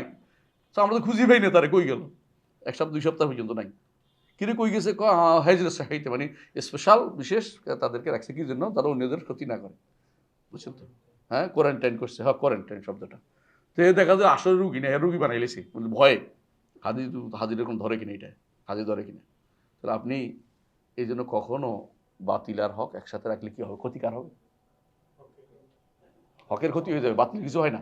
আল্লাহ এই জন্য বলছে ওলা তালবিসুল হাক্কা বিল বাতিল, তোমরা বাতিল এবং হককে একসাথ করো না। কেন? রাদা হাক্কুল বাতিল ফাতাক তুমুল হাক্কা, এতে হক গোপন হয়ে যায়, কারণ বাতিল তো প্রসার লাভ করে যায়। তাই তো হচ্ছে এখন, এখন হক হক হক বলার লোকে কম, বাতিল যা বুঝে সেটা নিয়ে চলছে অনবরত। বুঝ কিসের, গায়ের জোরে বুঝ দিয়ে দিচ্ছে আমাদেরকে।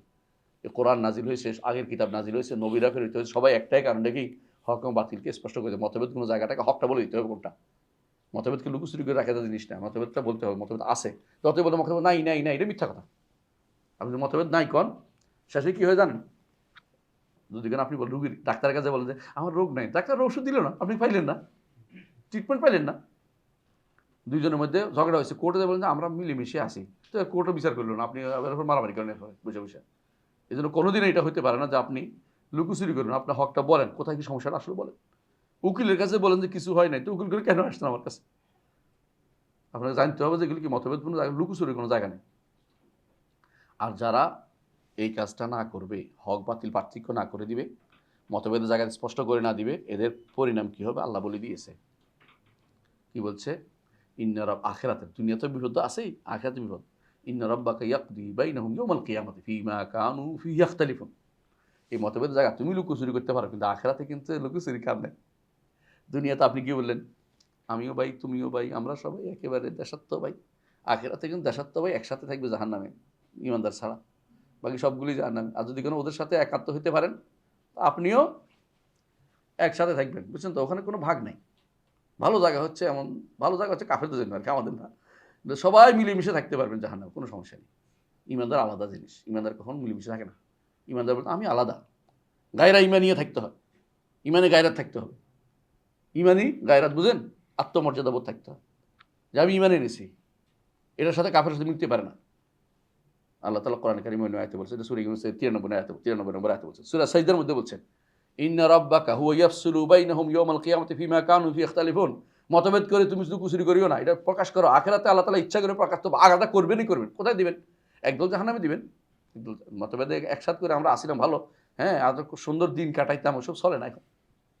দিন যেমন ইচ্ছে এমনি কাটানো যায় না। ঈমানদার কাফের পার্থক্য করে দিবেন, এমনকি পথভ্রষ্টতাও বলে দিবেন, এটা পথভ্রষ্ট পথে নিয়ে যায়। যারা যারা সাহাবায়ে কেরামকে গালি দেয়, যারা যারা কোরআনকে কি বলে, বিকৃত বলে, যারা এখন স্পষ্ট চোখের সামনে দেখছেন, আর আমাদের কাছে থাকা কোরআনকে আল্লাহর বাণী বলে না, ওদেরকে আপনি যদি কোনো আপনি শেয়ার করেন, একসাথে ঘোরাফেরা করেন, তো ক্ষতিগ্রস্ত কে হয় জানেন? যে হকের উপর আসে তার উপর দিয়ে আক্রমণ সবচেয়ে বেশি আসে। আপনি হকের দাবিদার হইয়া যদি কোনো আপনি হকের লোকদের ক্ষতিগ্রস্ত করেন, তো আপনি আল্লাহর কাছে মাপ পাবেন কি করে? আপনাকে জানতে হবে যে ঠিক কাজ করেন না, আপনি ভুল কাজ করতেছেন। আপনি দুনিয়ার স্বার্থের জন্য এটা করছেন, আর কোনো স্বার্থ নেই। আপনি বলেন যে দিনের স্বার্থে করছেন, তাহলে আপনি নিজে ভুল হতে আসেন। দিনের স্বার্থের জন্য হককে গোপন করে দিন স্বার্থে অর্জন করা হবে না কোনোদিন, কেমন পর্যন্ত হবে না। হক গোপন করে দিনই স্বার্থ অর্জন করা হয় না। আরেক আয়াতে আল্লাহ তাআলা বলছেন, যেটা সূরা সাজদার মধ্যে বলছেন, সূরা হজের মধ্যে বলছেন আল্লাহু ইয়াহকুমু বাইনাকুম ইয়াওমাল কিয়ামাতি ফীমা কুনতুম ফীহি তাখতালিফুন। এই মতভেদের কথাটা আল্লাহ তাআলা কি করবেন, আখিরাতে তোমাদেরকে করে দিবেন। মতভেদে আপনি এই মতভেদ নিয়ে আপনি আখিরাতে বাঁচতে পারবেন না, আখিরাতে আলাদা করে দিবেন, ফসল করে দিবেন। এজন্য কোরআনে কারিমে আল্লাহ তাআলা বলছেন, সূরা সূরা হাজের মধ্যে বলছেন, আরেকটা আয়াত আছে মনে রাখি, সূরা হাজের মধ্যেই কি বলতেছেন, ইন্নাল্লাযীনা আমানু ওয়াল্লাযীনা হাদু ওয়াস-সাবিঈনা ওয়ান-নাসারা ওয়াল-মাজুসা ওয়াল্লাযীনা আশরাকু। কয়টা? 6টা। 6টা। এই 6টার মধ্যে আল্লাহ বলছেন যে, এই আব্দুল্লাহ ইবনে মাসউদ বলেছেন, আব্দুল্লাহ ইবনে আব্বাস বলেছেন আল আদিয়ানু সিত্তা, জগতের দিন এসে 6, ধর্ম হচ্ছে 6টা। একটা হচ্ছে আল্লাহ, বাকি 5টা হচ্ছে শয়তান। এই জন্য আল্লাহ বলছে ইন্নাল্লাহ ইয়াফসুলু বাইনা ইয়াউমিল কিয়ামাহ, কিয়ামতের দিন আল্লাহ এদের মধ্যে পার্থক্য করে দেবেন। তখন আর থাকতে পারবেন না একসাথে। কিন্তু এখন আপনি থাকার জন্য অনেক কিছু কসরত, যে কীভাবে দিলে ভোটটা পাবো, কীভাবে দিলে আমার সাপোর্ট দিবে, কীভাবে দিলে আমি এখানে টিকে থাকতে পারবো, এই চিন্তায় টেনশনে ব্যস্ত আছেন। ওই টেনশন কিন্তু হাসা দিতে হবে না। ঠিকই ভাগ করে এমন জায়গায় দিবে, আপনি যদি ভালো হয়ে থাকেন জান্নাতে, আপনার না হলে ওদের সাথে আপনাকে মান তাশাব্বাহা বিকওমিন ফাহুয়া মিনহুম, কেউ তার সাদৃশ্য হলে তার মতো হবে। অথবা মান আহাব্বা কওমান হুশিরা মাআহুম, এটাও হাদিস। যে ব্যক্তি কোনো জাতিকে ভালোবেসে তাদের সাথে থাকবে, তার সাথে তার হাসা হবে। আমরা রসুলকে ভালোবাসি, সাহাবায়ে কেরামকে ভালোবাসি, আমরা আশা করি যে রসুল এবং সাহাবায়ে কেরামের সাথে আমাদের হাসর হবে। আর যারা এটা করতে না পারেন, দুনিয়ার অনেক কারণে ভালোবাসেন, ক্ষমতার কারণে, দ্বন্দ্বের কারণে, প্রতিপত্তির কারণে, তো আপনি ক্ষতি ছাড়া কিছু নেই। মা দেবানে জায়ানে বে আফসাদা আলা গানামিল কওম, রসুল আসলামের এই হাদিসটি মনে রাখবেন সবসময়। তিরমিজি হাদিসটি আসছে যে দুইটা ক্ষুধার্ত বাঘরও যদি কোনো ছেড়ে দেওয়া হয়, ক্ষুধার্ত বাঘ ছেড়ে দিছে কোথায়? একটা খোয়াড়ের ভিতরে। খোয়াড়ের ভিতরে ছাগল আছে। ক্ষুধার্ত বাঘ কী করবে? একটা খাবে, একটা কামড় দিবে, কোনোটার আস্ত ছাড়া দিবে না। এটা রসুল বলছে, এটা যে ব্যক্তি প্রতিপত্তি চায়, সম্মান মর্যাদা চায়, ক্ষমতা চায়, এই দুইটা গুণ তার, দুইটা ভয়াবহ বিপদ, এই দুইটার হ্যার্স, দুইটার লালস যাকে পেয়ে বসছে, সে দিন নষ্ট করবে। যেমন ছাগল কামড়ে খাইছে দুইটা বাঘ মধ্যে একটা হচ্ছে নিজেকে প্রকাশ করা, ওটা দুনিয়া পাওয়া, যশ। এই দুইটা জিনিস যদি ব্যক্তি, যশ, ক্ষতি, খ্যাতি এবং যে ব্যক্তি সম্পদ, এই দুইটার লোভ যার মধ্যে পড়ছে, সে ব্যক্তি ইসলামকে এভাবে ধ্বংস করে দেয়। আমরা একটু পড়ছি কিনা আপনারা বলবেন, আমি বলতে পারবো না, কারণ কারো বিরুদ্ধে আমি তার নাম ধরে বলছি না, কিন্তু বুঝেন কারা এই কাজের মধ্যে পড়ছে। এদের মধ্যে আর কোনো পরিবর্তন হয় না, এরা ঠিকই অন্যদের মতোই চলে। এদের ব্যাপারে আমাদের সাবধান থাকতে হবে। আল্লাহ তাআলা কোরআনে কারিমে আরেকটা আয়াতে বলছেন যে, তাহলে বলতে পারেন যে আল্লাহ দুনিয়া ধ্বংস করে না, আল্লাহ আগে বলে দিয়েছেন ওয়ালাউলা কালিমাতুল ফাসলি লাকুদিয়া বাইনহুম। ফসলটা কি? লা আমলাআন্না জাহান্নামা মিনাল জিন্নাতি ওয়ান নাস আজমাইন, জিন এবং মানুষ দিয়ে আমি জাহান্নামও ফুরাবো, জান্নাতও ফুরাবো। তো জান্নাত ফুরাবেন, জাহান্নাম ফুরাবেন আল্লাহ মানুষ দিয়ে। তো এটা এই জন্য দুনিয়াতে ছাড় দিছেন। হ্যাঁ, দুনিয়াতে ছাড় দিয়েছেন, এই জন্য আপনি দুনিয়াতে এখন ছাড় পাইছেন বলে আপনি মনে করেন না যে আমরা যা ইচ্ছা তা করে পারবো। বরং কী করতে হবে? পার্থক্য করতে হবে। যাক, আমি আমার বক্তব্যে চলে আসি। এতক্ষণ ধরে আয়াত বুঝাইলাম যে আপনাদেরকে মতভেদ যেখানে আছে এখানে লুকোচুরি জায়গা না। এটা অবশ্যই কী করতে হবে? স্পষ্ট করে কী করতে হবে? বর্ণনা করে শুদ্ধ করে দিতে হবে। লুকোচুরি করা ঠিক না যে কোনো কাজ। তাহলে ফকিরও লুকোচুরি করে না। ফকিরও বলে আমার দলিল এটা, আমার দলিল এটা, তাই না? ওরাও কিন্তু লুকোচুরি করে না। এখন আমাদেরকে জানতে হবে মতভেদ কোথায় হয়, মতভেদ কোথায় কোথায় হয়। জগতে দুইটা জিনিস আছে, একটা হলো সংবাদ, আরেকটা হচ্ছে কি? অর্ডার। এই ছেলে আমাকে 1 কাপ, আরেক কাপ ব্যবস্থা করো, এটা কি অর্ডার না?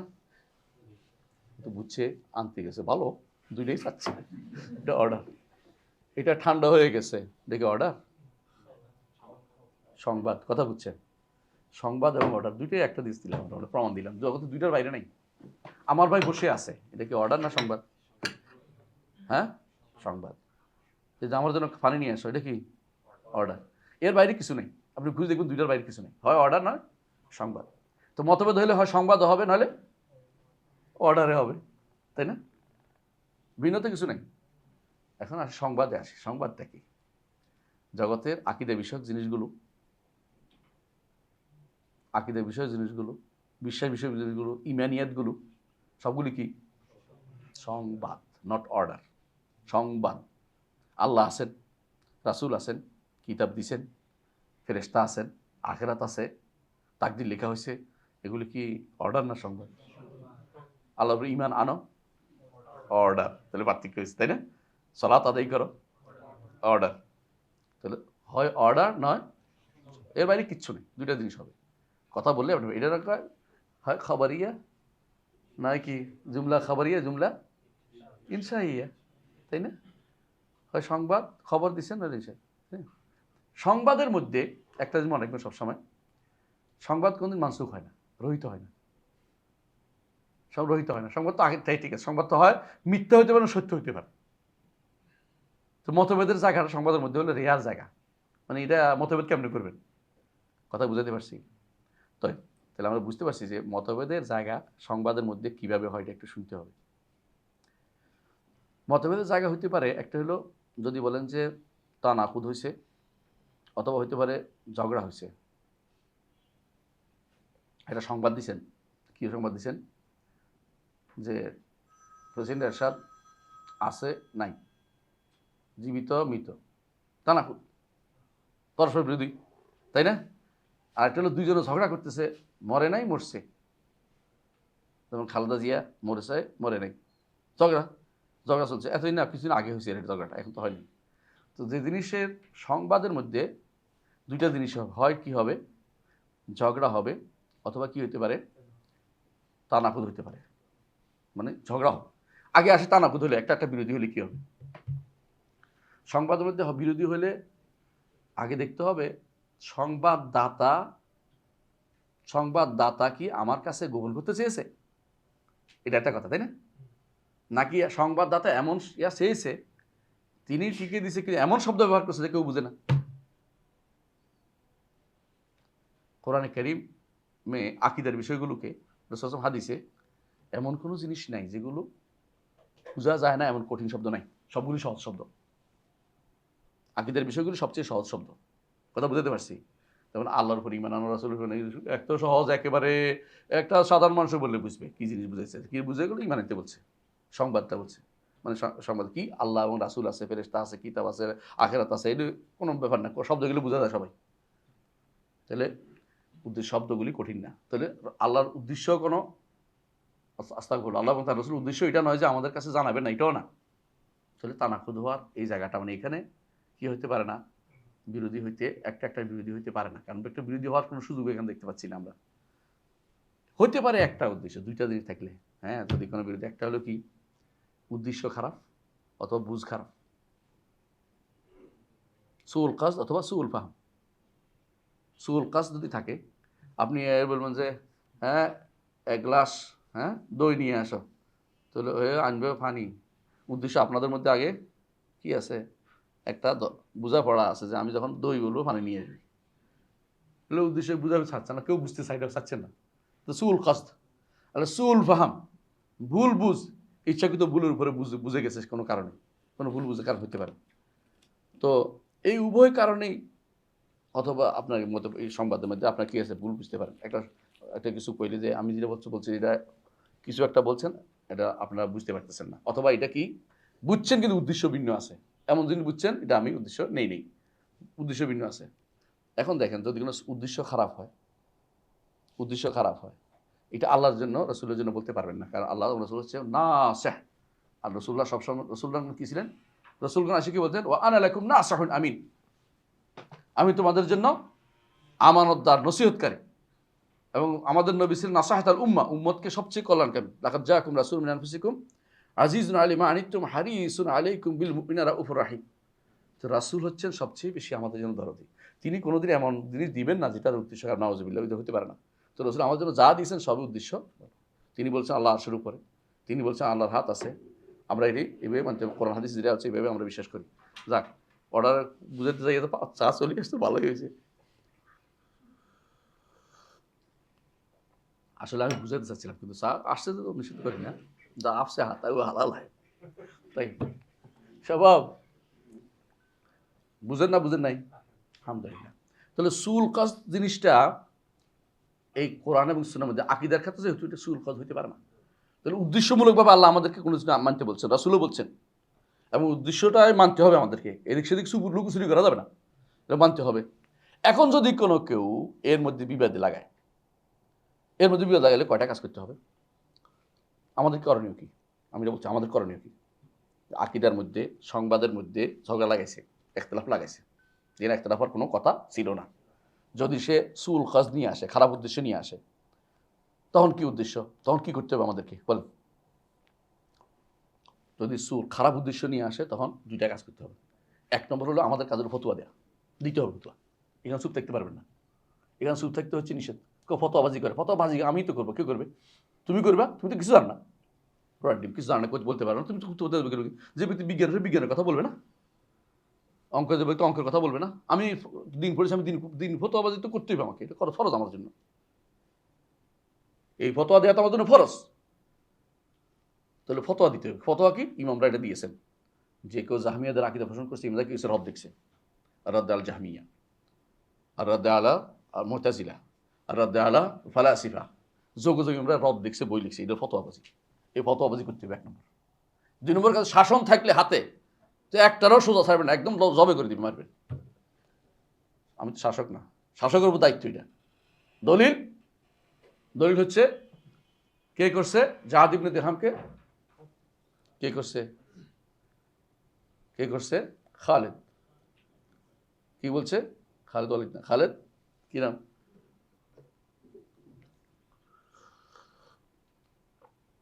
তিনি বলছেন যে একজন শাসক ছিলেন, তিনি বলছেন যে আইয়ুহান নাস তাকাব্বালাল্লাহু হায়াকুম, যে হে মানুষেরা তোমরা তোমাদের কোরবানি দাও। আমি আজকে কোরবানি দেব জাহাদ ইবনে দিরহাম দিয়ে। কেন?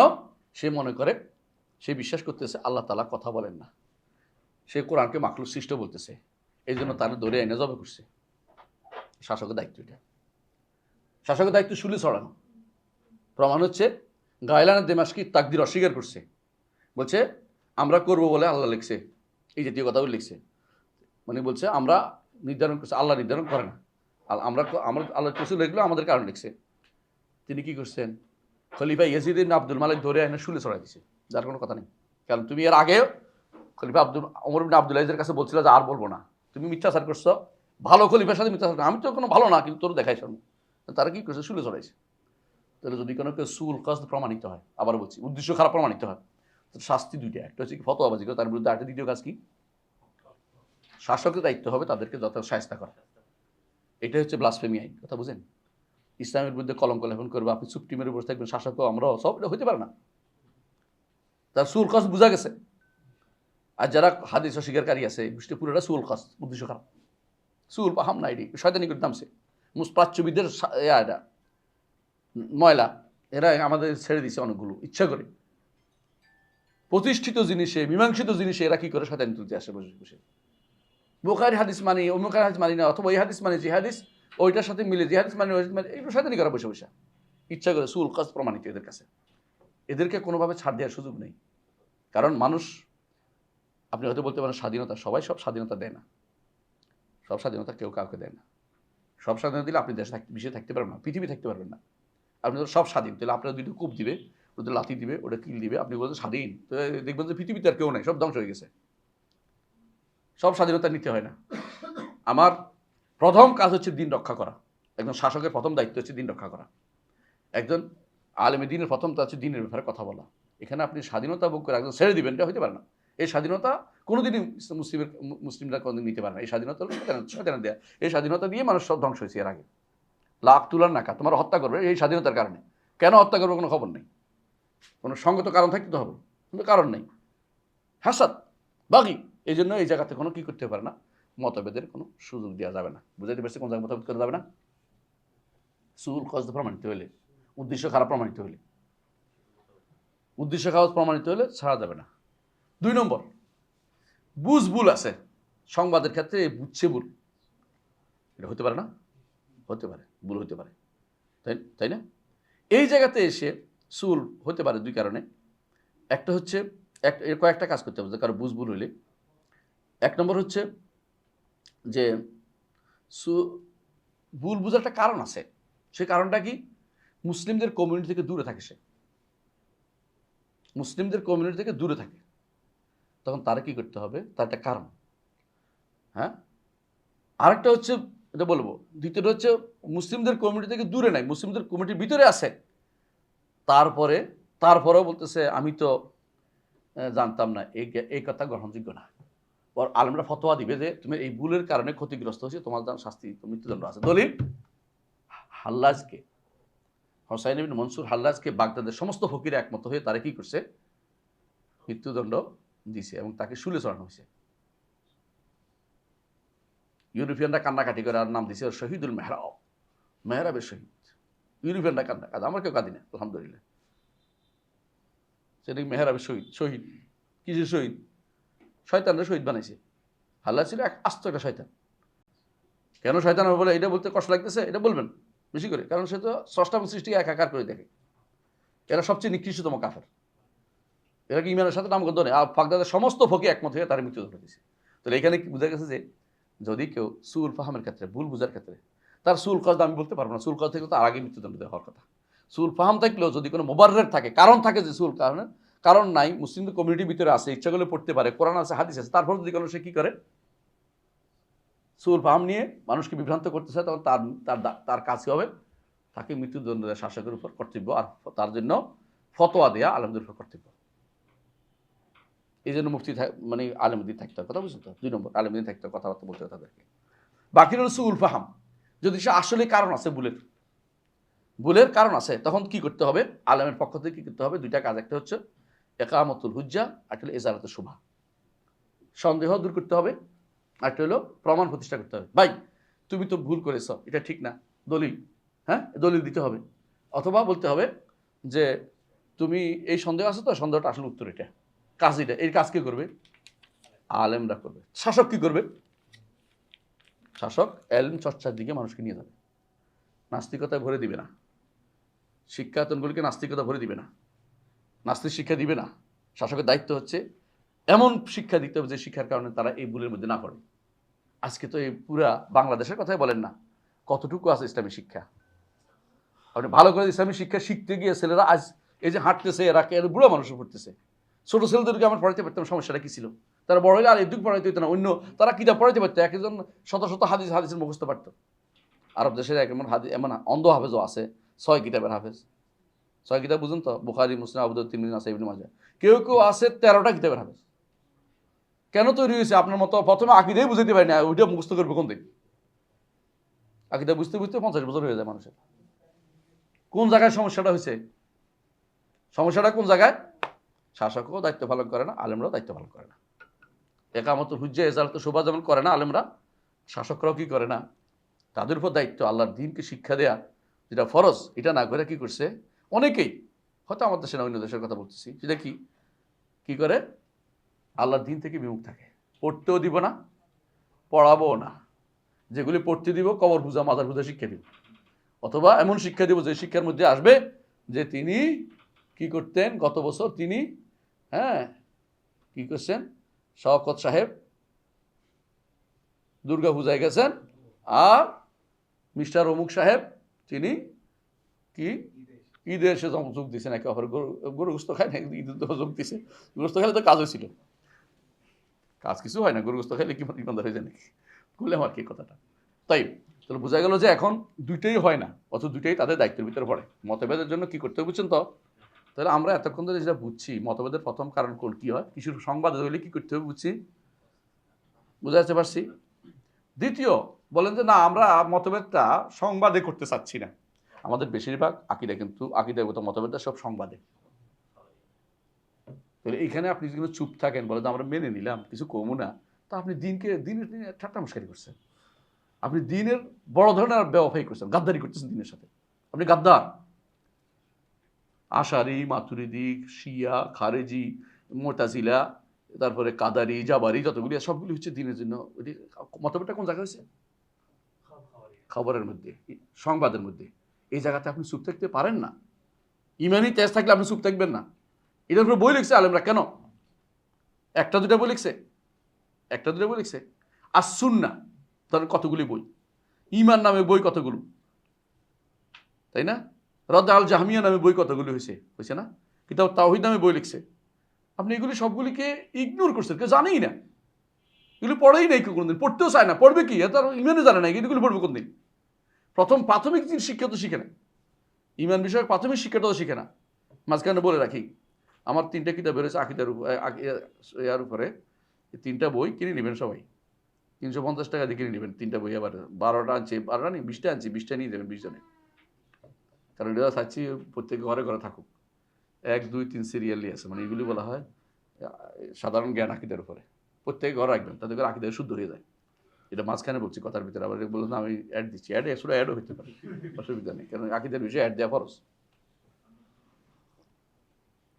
বিশুদ্ধ আকীদা। কারণ মালা ইতিমুল ওয়াজিব ইল্লা বিহু ওয়াজিব, যা না শিখলে আরবি শুদ্ধ আকীদা শুদ্ধ আপনার শিখা ফরজ। তাহলে শোনেন কি বললাম, যে আকীদা যতগুলি মতভেদ আমার দেশে বেশিরভাগ কি নিয়ে? সংবাদ নিয়ে। যতগুলি ফেরকা হচ্ছে সবগুলি সংবাদ নিয়ে মতভেদ করতেছে। এখন আসে আওয়ামের নিয়ে মতভেদ। অর্থাৎ কি, এমন সব অর্ডার নিয়ে মতভেদ হচ্ছে। মতভেদের জায়গা এখানে। আওয়ামের নাহের ক্ষেত্রে দুইটা অবস্থা হতে পারে। একটা হচ্ছে শরীয়তের মৌলিক বিধিবিধান, যেমন কি সালাত, যাকাত, সওম, হজ, কোরবানি, আকিকা, কেমন, এগুলি নিয়ে মতভেদ করা যাবে না, কারণ এজমার বিরুদ্ধে মতভেদ করলে সে কাফের। তাহলে একটা সাইড কিন্তু আর মতভেদের জায়গা নাই। এখন যদি কেউ বলে সালাতত্ব মনসংযোগ করা, তো সে কাফের। বলছে কিনা কেউ? বলছে, নাম বলতে চাই না। সালাত সংযোগ স্থাপন করা, যাকাত অর্থ খুমুস দেয়া, 5 ভাগের এক অংশ দিয়ে দেয়া, পৌঁছাই দেয়া কোথায়? রাফেজদের দেশে। জাকাত অর্থ এটার নাম জানেন আপনি? এটা জাকাত বলতে এটা বুঝতে, খুমুস দিতে হবে। খুমুস না দিলে কোনো কিছু হবে না। খুমুস দিলে সেই পর্যন্ত আপনি আপনি রাফেজি হয়েছেন। যেমনি কোনো কোনো দলের কাছে ইয়ানত না দেওয়া পর্যন্ত দলের লোক হয় না, নাম বলতেছি না। এরকম কিছু আছে। তো খুমুস দেওয়া যারা মনে করে যে এটা কি দিনের অংশ মনে করতেছে, এটা জাকাতের অংশ জাকাত মনে করতেছে, তারা কিন্তু পরিবর্তন করছে, সংজ্ঞা পরিবর্তন করছে, আমাদের ওয়াজিবাত পরিবর্তন করে বলছে, এরা কিন্তু ইমানদার থাকতে পারবে না। যারা যেগুলো এজমাই মাসালার মধ্যে মতভেদ করবে, এরাই ইমানদার থাকতে পারবে না। এজমা বুঝলেন তো? এজমা যেগুলো একটা এজমা, যেগুলো উসুল ইমানের মধ্যে, উসুল আওয়ামের মধ্যে, উসুল ইমান, উসুল আওয়ামের, উসুল ইবাদত যেটাকে বলা হয়, ইবাদতের মৌলিক নীতিমালার মধ্যে, এগুলির মধ্যে কোনোদিনই মতভেদ করার সুযোগ নেই। 5 ওয়াক্ত সালাতের মধ্যে মতভেদ করলে ইমান থাকবে। কিন্তু যারা 3 ওয়াক্ত বলে, কি করবেন? ইমানদার? এখন আমি কাফের বলে নাম ধরে বললে তো না না না, ওরা কাফের না, ওরা তো আল্লাহর পক্ষে জিহাদ করতেছে। ওই জিহাদ কোনো কাম আছে? শিয়ারা কয় ওয়াক্ত নামাজ কথা বলে জানেন? 3 ওয়াক্ত। তাহলে আপনি বলবেন যে হ্যাঁ কি বলেন আপনি, এত কত কথা বলেন না, কিচ্ছু বলতেছেন আপনারা, একটু আগে কাফের বলছেন, এখন বলবেন না, আমি জানি, কারণ তো অনেক দরদি মানুষ আপনারা। হ্যাঁ, 3 ওয়াক্ত নামাজ জিজ্ঞাসা করেন আপনি, যারা গেছে ওরাই 3 ওয়াক্ত পড়ে, প্রত্যেকেই 3 ওয়াক্ত। অজুর ফরজ কয়টা ভাই? অজুর ফরজ সর্বনিম্ন কটাই এখন? পা ধোয়া কি? পা যদি কেউ না ধোয় তার নামাজটা হইব, অজুটা হইব? শিয়ারা কোনোদিনে পা ধোয় না। আপনি জিজ্ঞাসা করেন, যে সত্য না, মিথ্যা না, একদম সত্য, ওরা অস্বীকার করে পা ধোয়া লাগবে না, পা ধোয় না। তারপরে যদি আপনি বলেন যে না আর কোনো সমস্যা নেই, কোনো সমস্যা নেই, তো আমার সমস্যা নেই, আপনি লুকোচুরি করতেছেন। দিনের কথা বলতে আপনি ভয় পাচ্ছেন, অথবা আপনার অন্তর মধ্যে বাকি আছে, হাওয়া আছে, প্রবৃত্তি আছে, প্রবৃত্তিটা নেই, এখন আপনি ঐক্য চাচ্ছেন, যে ঐক্য আপনি গ্রহণযোগ্য না। বাকি রইল এক জায়গা, তাই না? 4টার মধ্যে এটা কি? একটা জায়গা রয়েছে কি? শরীয়তের শাখা প্রশাখা। শাখা প্রশাখার মাসলার মধ্যে মতভেদ হইলে কি করতে হবে, এটা হলো আমাদের আলোচ্য বিষয়। বেশি লম্বা জানি সেটা, এটা বলতেছি। এখন সময় কি বেশি নিয়ে নিছি? হ্যাঁ, ইনশাল্লাহ বেশি নেব না, আধা ঘন্টা শেষ করে দেবো, সব শেষ হয়ে যাবে ইনশাল্লাহ। সর্বোচ্চ আধা ঘন্টা, একটু বসেন, ধৈর্য ধারণ করেন, কেউ যাইয়েন না। বাকি রইল এক জায়গা যেখানে মতভেদের জায়গা, এটা ইস্তিহাদিয়া মাসাইল, ইস্তিহাদিয়া মতভেদ হতেই হবে এখানে। এটা মতভেদ হলে কি হবে? ফিক, উম্মতের মধ্যে ফিকা শাস্ত্রটা কেন আসছে? কারণ ফিকার মধ্যে হচ্ছে উম্মতের সর্ব জায়গাতে সব সময় সব জায়গায় অ্যাপ্লিকেশন তুলতে পারবেন, এটার প্রমাণ ফিকা। এই জন্য মতভেদ হয়েছেও, এবং এটা সাহাবায়ে কেরামের মধ্যে হয়েছে, তাবেঈদের মধ্যে হয়েছে, ইমামদের মধ্যে হয়েছে। আবু হানিফা, মালিক, শাফি, আহমদ সবাই মতভেদ করেছে। মতভেদ করবেন না কেন? হয়েছে তাদের মধ্যে মতভেদ। এই মতভেদের কারণও আছে। এই মতভেদের কি আছে? কারণও আছে। এই মতভেদের কি আছে? কারণও আছে। তাই তো এই মতভেদের কারণ, এই মতভেদ, এটাকে বলা হয় ইখতিলাফ। এটা এটা একটা কারণ। একটা যদি কারণ এটা হয় যে মতভেদ করছে ইচ্ছাকৃত, প্রমাণিত হয় যে ইচ্ছাকৃত করছে এবং মতভেদ করার জন্য করছে, তো এটা গ্রহণযোগ্য না, মজুর না। এটাও হইতে পারে কি, তার কাছে মনে হয়েছে যে এই 2 কারণ হইতে পারে। একটা হচ্ছে সে বাড়াবাড়ি করতে হাওয়া দিয়ে করছে, এটা গ্রহণযোগ্য না। আর এর বাইরে আগেরটার মতোই, যদি কোনো মনে তার এলেম না থাকে, এলেম জানাতে হবে তাকে, তার জ্ঞান না থাকলে জ্ঞান তাকে দিতে হবে, অথবা সে মনে করছে যে শুদ্ধ না। এই ব্যাপারে সবচেয়ে বেশি সুন্দর লেগেছে কে, এটা আমি বলবো একটু পরে। তাহলে একটা যদি কোনো বিরোধী হয় তাহলে নেওয়া যাবে না, মানে এই মতভেদে যদি কোনো পরস্পর ইচ্ছা করে বিরোধিতা করার জন্য করা, তাহলে নেওয়া যাবে না। তাহলে আরেকটা জায়গা রয়েছে, ইচ্ছা করার জন্য বিরোধিতা করার জন্য করে নাই, তারা দলিল ভিত্তিক কারণে পরস্পর মতভেদ করেছে।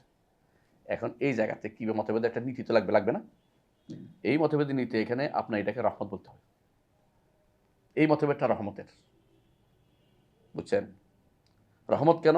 কারণ কোরআনে কারীমের, আমি একটু আগে একটা উদাহরণ দিয়েছিলাম আপনাদেরকে প্রথমে শুরুতেই, যে এই মতভেদ রহমত হওয়ার কারণে কিছু নারী বেঁচে গেছে, তার 90 বছর বসতে হয়নি। 4 বছর পরে তাদের বিয়ের ব্যবস্থাপনা হয়েছে। উমর রাদিয়াল্লাহু আনহু ঘটনা হয়েছে, তিনি তার সময় একবার একজনকে খুঁজে পাওয়া যাচ্ছে না। তো স্ত্রী এসে বলল যে, ওমর, আমার স্বামী 4 বছর হয়ে গেছে, 3 বছর হয়ে গেছে, 4 বছর হয়ে গেছে, আর খুব পাচ্ছি না। হয়তো হতে পারে কাফের দেশে মরে গেছে, আমাকে বিয়ের অনুমতি দেন। তোমরা বলল যে ঠিক আছে, আমার বিয়ের অনুমতি দেওয়া হলো। বিয়ে অনুমতি দিছে। 4র্থ বছরে স্বামী নাচতে নাচতে চলে এসছে।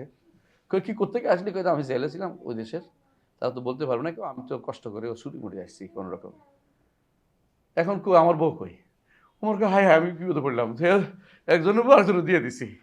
তখন তিনি শপথ করে বলছিলেন যে, আমি শপথ করে বলছি, আর যদি কেউ 90 বছর বসে থাকে তারা আমি এরকম করবো না। এটা ছিল ওনার একটা অনুভূতিতে কথাটা বলছেন। হানাফিরা এটাই নিছে। সাধারণত হানাফিরা ওমরের জন্য কোনো বিচার পাইলে এটাকে নো করে, এটা বেশি তাড়াতাড়ি ধরে। শক্তিশালী কথা, নিতেই পারে। কিন্তু অন্যান্য ইমামরা বলছেন যে এটা তো তিনি একটা কারণে বলছেন যে বিশেষ একটা বিপদে পড়ে গেছেন এই জন্য। কিন্তু সাথে তো বউ ফেরত দিতে হবে, কারণ কোনো নির্দিষ্ট কোনো কারণ নাই, তার তালাক দেয়নি। একজন তালাক না দিলে, মরে না গেলে তো আরেকজন বউ হইতে পারে না। ইজ্জত অপেক্ষা করে এক ইজ্জত গনে তাকে তো আবার ফেরত দিতে হয়েছে বউ। এটা বিপদ না একটা। এই জন্য তিনি বলছেন লম্বা টাইম অপেক্ষা করলে আমি আর কারো বউ কাউকে দিব না, 90 বছর থাকলো। এটার উপর ভিত্তি করে হানাফিরা বলছে 90 বছর বসে থাকতে, 70 বছর 90 বছর বসে থাকতে। আর এরা বলছে কি 4 বছর। মালিকিরা, এখন মালিকিদের এটা নিছেন, আপনারা নিছেন না? অনেক জায়গাতে ইমাম আবু ইউসুফ রহমতুল্লাহ আলাইহি একবার বললেন যে, যে ওনার সাথে একজন বললো যে, এই আপনি ওনার পিছনে নামাজ পড়বেন, ইমাম মালিকের পিছনে নামাজ পড়বেন। উনি মালিকের কাছ থেকে রক্ত বেরোও যায়, আপনার কাছ থেকে রক্ত বেরোও যায়, মানে সালাকি করতেছে একটা। এই মালিক কি বললেন, মদিনায় আসছি, তুমি কি করতেছো এটা? আমরা তো মতভেদ থাকতে পারে, কিন্তু মদিনায় আসছি, কিন্তু মালিকের পিছনে নামাজ পড়বো না, কি বলো তুমি এটা? আর সবাই পড়বো। আরেকদিন বললো যে, আপনি যে অজু করছেন, আরেক মাসালা, এখানে ইঁদুর মারা গেছে এই এর ভিতরে, এর ভিতরে তো অজু তখন তার পানিতে পাওয়া যায় না বেশি একটা। তো ইঁদুর মারা গেছে, কয় যে আজকে আমরা আমাদের মালিকি ভাইদের মতের উপর আসি যে, ইজা বালাগাল মা কুল্লাতে লাম ইয়াহমাল খাবাস, 2 কুল্লা পানি হলে এটা কোনো ক্ষতি হয় না। অথচ আবু ইউসুফের মত এটা না। আবু ইউসুফের মত কি, এমন বড় হইতে হবে যে এই পাশে পানি না দিলে ওই পাশে যেন না না এরকম বড় হইতে হইব। এখন কুল্লাতাইনের মধ্যে উজু করে ফেলাইছে, ইঁদুর মারা গেছে, কিছু হয়নি। মানে বুঝাতে চাচ্ছি এটাই যে এগুলির মধ্যে মাঝে মধ্যে কি আছে, অনেকগুলো, একটা দুটো না, অনেক মাসালাতে আপনি এটার মধ্যে কি ভাবেন, অনেক মাসালা এখন মানুষের নিচ্ছে একটা থেকে এক মাসালা দায়িত্ব হয়েছে বাধ্যতামূলক। কারণ দেখেছে এটা এই মাসালা এখন আর ওনার ইস্তেহাতের মধ্যে কি আছে, ভুল থাকতে পারে, হয়েছে। ইমামদের ইস্তেহাতের মধ্যে কি হয়, কখনো কখনো ভুল হয়, এটা মানাইতে হবে। কারণ ইস্তেহাত ভুল হলে তাদের কোনো ক্ষতি নেই, তারা ভুল হলে 100, শুদ্ধ হলে 200। ইস্তেহাদের জায়গা, শর্ত হচ্ছে ইস্তেহাদের জায়গা হতে হবে, ইস্তেহাদের জায়গা হতে হবে, যেখানে সেখানে ইস্তেহাদ করে চালাই দিলে হইব না। খাম্বারে পূজা করতে গেছে, এরপরে ইস্তেহাদ করতেছে, হইব? এটা হবে না, এখানে ইস্তেহাদের জায়গা নেই। বুঝলেন তো কথাটা? খাম্বা পূজার কোনো ইস্তেহাদ নেই, এটা ভালো করে বুঝতে হবে আমাদেরকে। আচ্ছা আসেন, আমরা কোনো কার নাম বলিনি, এরপরে আসেন। তাহলে এই জায়গাগুলি কেন মতভেদ হয় এটা শিখতে হবে। কেউ রেগে মেগে যাবেন না যে মতভেদ কেন হয়। অনেকে আছে এই মতভেদটা সহ্য করতে পারে না। আমার দেশের 2টা গোষ্ঠী আছে, তারা ফেকার মাসলাতে মতভেদ দেখলে মাথা খারাপ হয়ে যায়। আরেক গোষ্ঠী আছে, ফেকার মাসলা না, নামাজ কেমনে পড়ছে তার খবরও নেই, হইলেই মনে করতেছে না, সব দুটোই ভুল। আপনাকে দলিল ভিত্তিকে আসে, মানে আপনাকে দেখতে হবে, কারণটা দেখতে হবে একটু, কারণ তো আছে। এই ব্যাপারে একটা বই পড়বেন, রাফুল মালাম আন আইমাতিল আলাম, লেখকটাকে ইবনে তাইমিয়া। অনুবাদটা কোথায় পাবেন? islamhouse.com পাবেন। রাফউল মালাম লিখেই সার্চ দিবেন, চলে আসবে বাংলায় সুন্দর করে। অনুবাদটা আমার কষ্ট করে করা, বিশুদ্ধ করে করা, আরও আগেও করেছে অনেকে, কিন্তু আমারটা শুদ্ধ করে দিয়েছি, ওটা শুদ্ধ করছি। কারণ শুদ্ধ না করলে এটা কেউ পড়তে পারতো না, ভুলে ভরা ছিল। এটা শুদ্ধ করছি এবং কি ব্যাখ্যা দিছি অনেকগুলি, এটা পড়তে হবে আপনাকে, উদাহরণ দিয়ে দিয়েছি। আমার যদি আল্লাহ তাআলা মাদ্দাল্লাহু লিল উমর, যদি আল্লাহ তৌফিক দেয় লম্বা টাইম থাকতে পারে, একটা ব্যাখ্যা করবো সুন্দর করে, আরও ব্যাখ্যা করবো, এটা খুব জরুরি জিনিস। 10টা কারণে, কয়টা কারণ? তিনি 10টা কারণ উল্লেখ করছেন যে কারণে মতভেদ হয়, যে কারণে মতভেদ হয়। এই মতভেদগুলি কারণগুলি জানলে আপনি বুঝবেন যে এটা স্বাভাবিক জিনিস, হতেই পারে। তাহলে মতভেদের জায়গা কোন জায়গা হলো? যেখানে ইজতিহাদ হইতে পারে। এখানে এই জন্য বলা হয় লা ইনকারা ফি মাসাইল ইজতিহাদ, যেখানে ইজতিহাদ হইতে পারে সেখানে কোনো ইনকার করা যায় না একে অপরকে। তো বুঝছেন? কিন্তু কেউ যদি রফি আদায় না করে, আপনি তার পিছনে নামাজ পড়বেন না, এটা ঠিক না। আবার কেউ আসো পা ধো নাই, তার পিছনে নামাজ পড়ে ফেলেন, এটাও ঠিক না। মানে এটা কি না, ইজতিহাদের জায়গা না, ইজতিহাদের জায়গা না। তাহলে আপনার বুঝতে হবে ইজতিহাদের জায়গা ছাড়া আপনি ইজতিহাদকে ছাড় দিবেন না, সব জায়গায় ইজতিহাদ চলে না। সব জায়গায় ইস্তেহাদ চলে না। এখন এমন একটা গোষ্ঠী জোড়াইছে যারা মনে করে সব ইস্তেহাদ করতে হবে। প্রকৃতির কথা কেন নিব? হ্যাঁ, আমার ছেলে ঢাকা বিশ্ববিদ্যালয়ে তো ইয়াতে গেছে, প্রথম দিন ক্লাসে গেছে, বলতেছে ছেলেরা বলতেছে, একটু আগে আমাদের যিনি পড়াই গেছে তিনি বলছেন যে আমরা বুঝলাম কোরআন হাদিস তো দরকার নাই, মানে গেল শেষ হয়ে গেল, বুঝছো তো। দ্বিতীয় কি, আর কোরআন, কোরআন তো আমরা বুঝতে পারি, আর ওই বলে বুঝতে পারি, বাংলা অনুবাদ করতে বুঝতে পারি, আর ওই ভাষা বুঝি, এ বুঝে গেছি, আমরা যেটা বুঝি এটাই যথেষ্ট। আপনার বুঝ না তরমুজ, হ্যাঁ আপনারটা সবচেয়ে খরবুজ, মানে সবচেয়ে পচা জিনিস। আপনাকে বুঝতে হবে কোরআন হাদিস বুঝতে হলে সাহাবা কেন বুঝতে হবে। কোরআন হাদিস বুঝতে হলে ইমামদের বক্তব্য দিয়ে আসতে হবে, নিজের পক্ষ থেকে কোনো একটা মত দিতে পারবেন না। যে এই মাসালাতে ধরেন দুই মত আছে, আপনি বলে আমি আটটা মত দিলাম, তো আপনার এই মত দেয়ালের উপর নিক্ষিপ্ত, এটা গ্রহণযোগ্য হবে না। ওখান থেকে আপনাকে একটা সিদ্ধান্ত নিব, কারণ তারা এগুলো বহুত মাসালায় আলোচনা করে গেছে।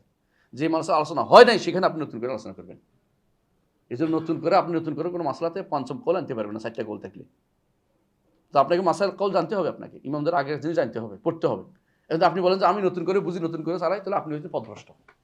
শুধু পথভ্রষ্ট না, একটা সময় আপনি জিন্দিক হয়ে যাবেন, কোনো দেরি নেই, খুব অল্প সময় আপনি জিন্দিক হবেন, জানা দেখাতে অন্তর্ভুক্ত হবেন। কারণ আপনি এখন নিজের মতো করে বুঝ দিবেন। আপনি তখন কাদিয়ানির মতো কি বলবেন, হ্যাঁ নিজে যা বলে সেটাই সে মত বানিয়ে চালু করে দিচ্ছে, আউযুবিল্লাহি মিনাশ শাইতানির রাজিম।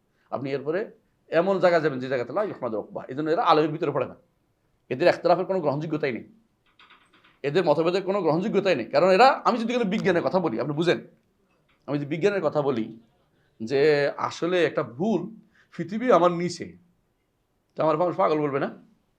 কারণ বিজ্ঞানের জিনিসটা ভুল করতেছি আমি। একটা ইউনিভার্সাল ট্রুথ যেগুলি আছে এগুলির বিরুদ্ধে আপনি কথা বলা যেমন নিষিদ্ধ, যেগুলো ইউনিভার্সাল ট্রুথ হয়ে গেছে, এর বাইরে যারা যে ফিল্ডের লোক সেই ফিল্ডে কথা বলা উচিত। ইমাম শাফিঈ এটাই বলছিলেন, ইজা তাকাল্লামাল মারউ ফি গায়রি ফান্নি আতা বিল আজাইব। একজন মানুষ নিজের ফনের বাইরে, নিজের বিষয়ের বাইরে কথা বলে আশ্চর্য কথাবার্তা বলে। আপনি সত্যি সত্যি যদি কথা বলতে চান, আপনার নিজে জানা বিষয়ে কথা বলবেন, যেখানে জানেন না এখানে কথা বলবেন না। তাহলে কি করতে হবে এটা বলবো, তাই না? যদি জানা বিষয়ে কেউ কথা বলে কি করবেন, এটা আসতেছে। 1 নম্বর হচ্ছে যে ব্যক্তি, আমাদের কি করণীয় এটা একটু পরে বলতেছি। কিছু মতভেদ যেখানে হবে এখানে বলতেছি, সব জায়গায় না, মতভেদ যেখানে এখানে কি করতে হবে আপনাকে জানতে হবে। 1 নম্বর মতভেদ হচ্ছে এটা কারো বিরোধিতা করার জন্য মতভেদ হচ্ছে না, এটা আগে 1 নম্বর ইনশিওর করতে হবে যে এটা মতভেদের জন্য মতভেদ হচ্ছে না, বরং তারা প্রত্যেকেরই কি আছে একটা গ্রহণযোগ্য জায়গাতে যেখানে মতভেদ করা যায় সেখানে তারা দলিল দিচ্ছে, সেখানে তারা দলিল মতভেদের জায়গা চিনতে হবে, সেই জায়গাতে দলিল দিচ্ছে। 2 নম্বর হচ্ছে এমন কোনো কাজ করবে না মতভেদ করতে যাইয়া উম্মতের মধ্যে কি হবে, ফাটল তৈরি হবে। কোন জায়গা এটা? ফিকহি মাসলা দিয়ে মতভেদ তৈরি করে উম্মতের ফাটল তৈরি করা যাবে না। আবার অন্য কেউ না, আকীদার কথাও ফাটল তৈরি করা যাবে না, আকীদার ফাটল হয়েই আছে, আমি তৈরি করি নাই। আমি কি তৈরি করছি ইহুদি নাসারা, আমি কি তৈরি করছি শিয়া খারেজি? এটা আছেই, লুকাচ্ছেন কেন? এটা বলেন খারেজির সমস্যা, যাতে করে আকীদা শুদ্ধ আকীদা আসে, না আসলে হ্যাঁ লিয়াহলিকা মান হালাকা আন বায়্যিনা ওয়া ইয়াহইয়া মান হাইয়া আন বায়্যিনা, জেনে শুনে ধ্বংস হবে না জেনে শুনে জিতবে, দুটো একটা। তাহলে যেখানে ফেকার মাসলার ক্ষেত্রে এমন কাজ করা যাবে না উম্মতের মধ্যে কি হয়ে যায়, তাফরিক হয়ে যায়, এটা বুঝেননি? বুঝেন সেটা কি? এখন যে মক্কাবাসী সৌদি আরব যদি কোনো বলে যে ব্যক্তি জোরে আমিন বলে না সে যেন মক্কায় না আসে, তো এটা কি যাই দিব? মানে কথা বুঝছেন কি কথাটা? হ্যাঁ, সেই যে মক্কায় না আসলে আমাদের বিরোধী যেমন এটা একটা উম্মতের মধ্যে মতভেদ তৈরি হয়ে যাবে, এটা করা যাবে না, কেন ইখতিলাফের জায়গায় এটা না। কিন্তু সৌদি আরবে এটা অধিকার আছে, যে ব্যক্তি কবরে হ্যাঁ সেজদা করবে তারে মক্কায় যেন না আসে, মদিনা যেন না আসে বলতে পারবে, এটা অধিকার, এটা তো দায়িত্বের ভিতরে পড়ে তার। এই জন্য তারা কি করে ওখানে পাহাড়দার বসায়, এবং কেউ যদি কেউ করে বেতানো শুরু করতে, বেতায় তো পারে না, মানে কইতেছি আর কি, পিটানো শুরু করে বলো, হাত দিয়ে মারে, অনেক সময় ধমক দেয়। আমি তো খেপে গেছে বাংলার চরের লোকে, চরের পিসাব তো খেপে গেছে, আমার ঠেলা দিয়ে ফেলে দিছে। আরেকজনে বই লিখছে একটা, নাম দিছে কি ফরআন বন্দি, রসুলের কাছে মন খুলে কিছু বলতে দিল না। শয়তান কোথাকার, রসুলের কাছে মন খোলা জায়গা, আল্লাহর কাছে না বলবি, রসুলের কাছে কিছু চাইতে দিল না, বলতে দিল না, বলা যায় রসুলের কাছে চাওয়া যাইতেছে শিরক। হ্যাঁ তোমাদের যুবকদের আবার আইডল, যুবকদের আইডল হচ্ছে শিরক করি, বুঝলাম না কোথেকে কি নিয়ে আসে। রসুলের কাছে দাঁড়াইছে, পুলিশ লেপালা দিচ্ছে, তুলে দিচ্ছে, এই জন্য সে মন খারাপ হয়ে গেছে। মানে পাগল কারেক্ট। আর এগুলি আমার বই আকারে লিখছে, আর এটা আপনাদের কাছে হাতে হাতে পৌঁছে গেছে। কি কান্নাকাটি এগুলো দিয়া, মানে দৌলত তাওহীদের বিরুদ্ধে মানুষকে খেপাই তোলে, তাহলে শয়তান এগুলি। তাহলে এটা হতে পারবেন 2 নম্বর কথা। 3 নম্বর, কিছু চারিত্রিক বিষয় থাকতে হবে এখানে, মানে যেগুলিতে আপনার মতভেদের ক্ষেত্রে কিছু চারিত্রিক বৈশিষ্ট্য থাকতে হবে। 1 নম্বর হচ্ছে আপনার এখলাস থাকতে হবে, যে মতভেদটা আমি আসলে হক বের করার জন্য করতেছি, এই নয় যে আমি পরস্পরের মধ্যে বিদ্বেষ তৈরি করার জন্য করতেছি না। আবু হানিফা আর মালিক শাফি এরা কি পরস্পর বিদ্বেষ তৈরির জন্য করছে? এটা বলতে পারবেন না, এরা হক বের করার জন্য করছে। আবু হানিফা হক বের করার জন্য করছে, মালিক হক বের করার জন্য করছে, প্রত্যেকে হকের পক্ষে কাজ করেছে। তার কাছে হক প্রকাশিত হলে মানবে না এই চিন্তা নিয়ে তারা করে না, যে আমি বলছি আমারটা থাক, তোমারটা তোমার মত থাক, এটা বলে নাই। এই জন্য তারা আলোচনা করতেন। 4 নম্বর কাজ যেটা হবে, যেটা হচ্ছে তাআসসুব থেকে মুক্ত হবে, ব্যক্তিকেন্দ্রিক তাআসসুব থেকে মুক্ত হতে হবে, এবং কোনো মাযহাবের অন্ধ অনুসারী হতে পারবে না, কোনো ব্যক্তির অন্ধ অনুসারী হতে পারবে না। ব্যক্তির অন্ধ অনুসারী বাংলাদেশে জানেন, একজন ব্যক্তির জন্য বাংলাদেশ 3 ভাগ হয়েছে। ওই ব্যক্তি কি মানুষ না, আলেম না, ওর ভুল হইতে পারে না। এই জন্য শেখ আব্দুল মোহসেন আবাদ এই জন্য বই লিখেছেন। কি লিখেছেন বইয়ের নাম কি? ওহে সুন্নাহর অনুসারীগণ, তোমরা পরস্পর প্রতি কোমল হও। বইটা পড়তে হবে আপনাদেরকে, বইটা খুবই গুরুত্বপূর্ণ বই। শেখ এখন জীবিত আছেন, সাহস থাকলে কথা বলে আসেন যে এটা কেন লিখছেন। এটা তো করবে না কেউ, দূরে থাকবে, শেখ মরে গেলে করবে অমুকে বদলে গেছে, অমুকে এটা করছে, একটা মিথ্যা কথা হয়ে যাবে। জীবিত আছে এখন। যেমন কোনো মাযহাবের জন্য, কোনো গোষ্ঠীর জন্য করবেন না।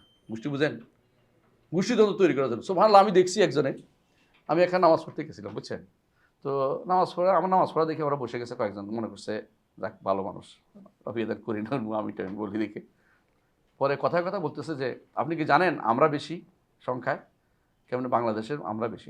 না, আমরা তো বেশি, আমরা কম। কারণ আমরা বেশি, তাহলে কেমনি? আপনি জানেন না, মেয়েরা বুকের উপর হাত বাঁধে, বেশি না? নারী পুরুষ যদি অর্ধেক হয়, তাই না, তো মেয়েরা তো বেশি হইলেও হইবে অথবা সমান হইবে, তো বুকের উপর হাত বাঁধে, আমরা বেশি গেলাম না? মানে কি পাগল মানুষের বুকের উপর হাত বাঁধা দিয়ে কি করতেছে?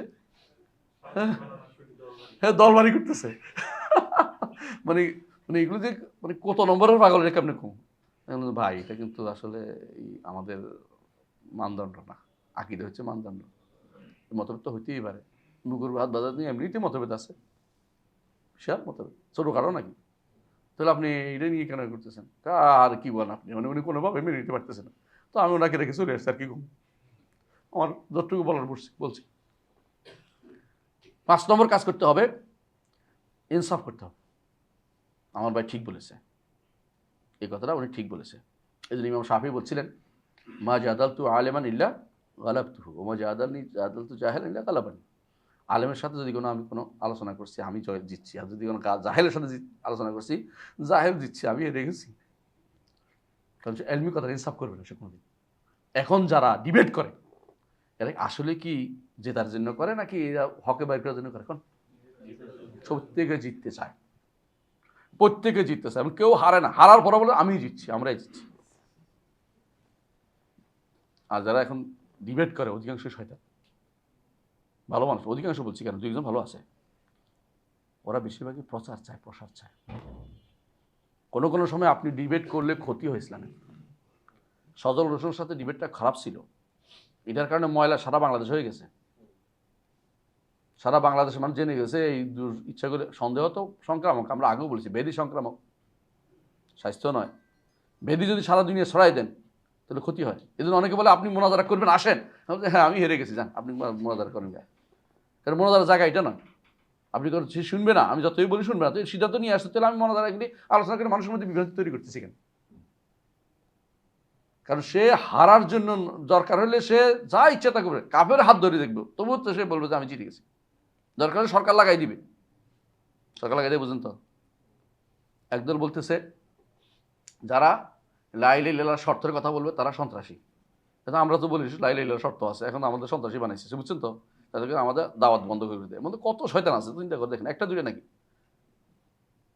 হ্যাঁ, এরা আবার কথা বলতে বলছে যারা এরকম শাহজালাল মাজারের বিরুদ্ধে কথাবার্তা বলবে তারা কি সন্ত্রাসী। এবার আমাদেরকে এই দলে ঢুকাই ফেলছে ইচ্ছা করে, তাতে করে মাজার যেমন ঠিক থাকতে পারে। তো এদের সাথে আপনি কিসের মোনাজারা করবেন? হক বলবেন, নইলে ইন্না রাব্বাকা লাবিল মিরসাদ, আল্লাহ তাআলা তাদের জন্য অবশ্যই আছেন, তিনি অবশ্যই তাদের শাস্তির ব্যবস্থা করবেন। তাই 6 নম্বর যে কাজটা করতে হবে, ইহসানুজ জান্না বিল আখারিন, অপরের সাথে উত্তম ধারণা করবেন, অপরের ঘরে উত্তম ধারণা রাখবেন। যে আপনি উত্তম ধারণা যে আমার ভাই আশা করি হকে চলে আসবে, আমার ভাই হ্যাঁ প্রশ্ন উত্তর দিয়ে দেবেন ইনশাআল্লাহ, শেষ, এই তো অল্প চলে আসছি, আমার ভাই ইনশাআল্লাহ আমার ঘরে ভালো করবে, আমি আশাবাদী, আপনি ভালো ধারণা রাখুন, যতক্ষণ না তার খারাপটা স্পষ্ট করতেছে। খারাপ স্পষ্ট করে আর ভালো ধারণা রাখা গুনাহ। আপনি ইমানদার কখনো ইয়া হইতে পারে না, লাই উদ্দাগল মুমিনু মিন জহরি মারাতাই, আর ইমানদার কাইয়িসুল ফাতের, সাবধানী, সে দেখে যে এই লোক শয়তান, তাহলে তার সাথে কোনো কথা বলার দরকার নেই। আবু সাইদ যদি আপনার সাথে কথা বলতে আসে, বুঝবেন তো শয়তানি করতে আসে। ডাক্তার মতি যদি কথা বলতে আসে, বলে শয়তানি করতে আসে। হ্যাঁ, আরেকটা আছে কি জানি, মুজাম্মেল, অদক্ষ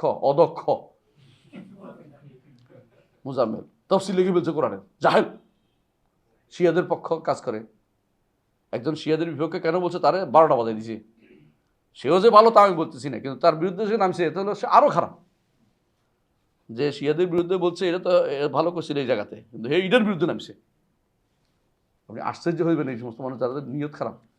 এরা আব্দুল্লাহ বিন মাসউদ রাদিয়াল্লাহু আনহু সূরা ফালাক আর নাস নিয়ে যেহেতু মতভেদ করছে, ওরা বলতেছে, এই জন্য তারা কোরআনের মধ্যে মতভেদ করলে কোনো ইমানদার থেকে যায়, কারণ ওইটা দিয়ে করছে।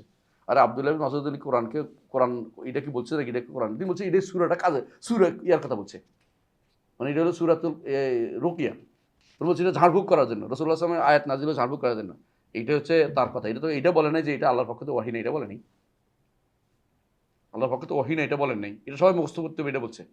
মানে এটা এমন জিনিস যেটা তোমার শুধুমাত্র একদিন পড়ার জিনিস না, প্রতিদিন পড়তে হয়, এটা বোঝানোর উদ্দেশ্য। আর তুমি মানা দিচ্ছ কি, উনি তো অস্বীকার করছে, সুতরাং উনি যেহেতু অস্বীকার করলে কোনো সমস্যা হয় না, শিয়ারা অস্বীকার করলে কোনো কিছু হবে না। হ্যাঁ, মানে এটা হলো কি, মানে কথার দাবি দিয়ে ইয়া করা, সালাই করা। কিন্তু আমাদের দেশে তথাকথিত কতগুলি আলেম নামে জালেম কতগুলি বসে বসে এগুলি বলতেছে, আপনি দেখেন না কত শয়তান হইতে পারে মানুষ। এদের সাথে কথা বলার কোনো মানে হয় না। এদেরকে যদি কোনো ক্ষমতা থাকে পিটাতে হইব, আর ফতোয়া দিতে হইব, দুটো একটা, হয় ফ না ফ, এটা ফতোয়া না পিঠ, দুইটা।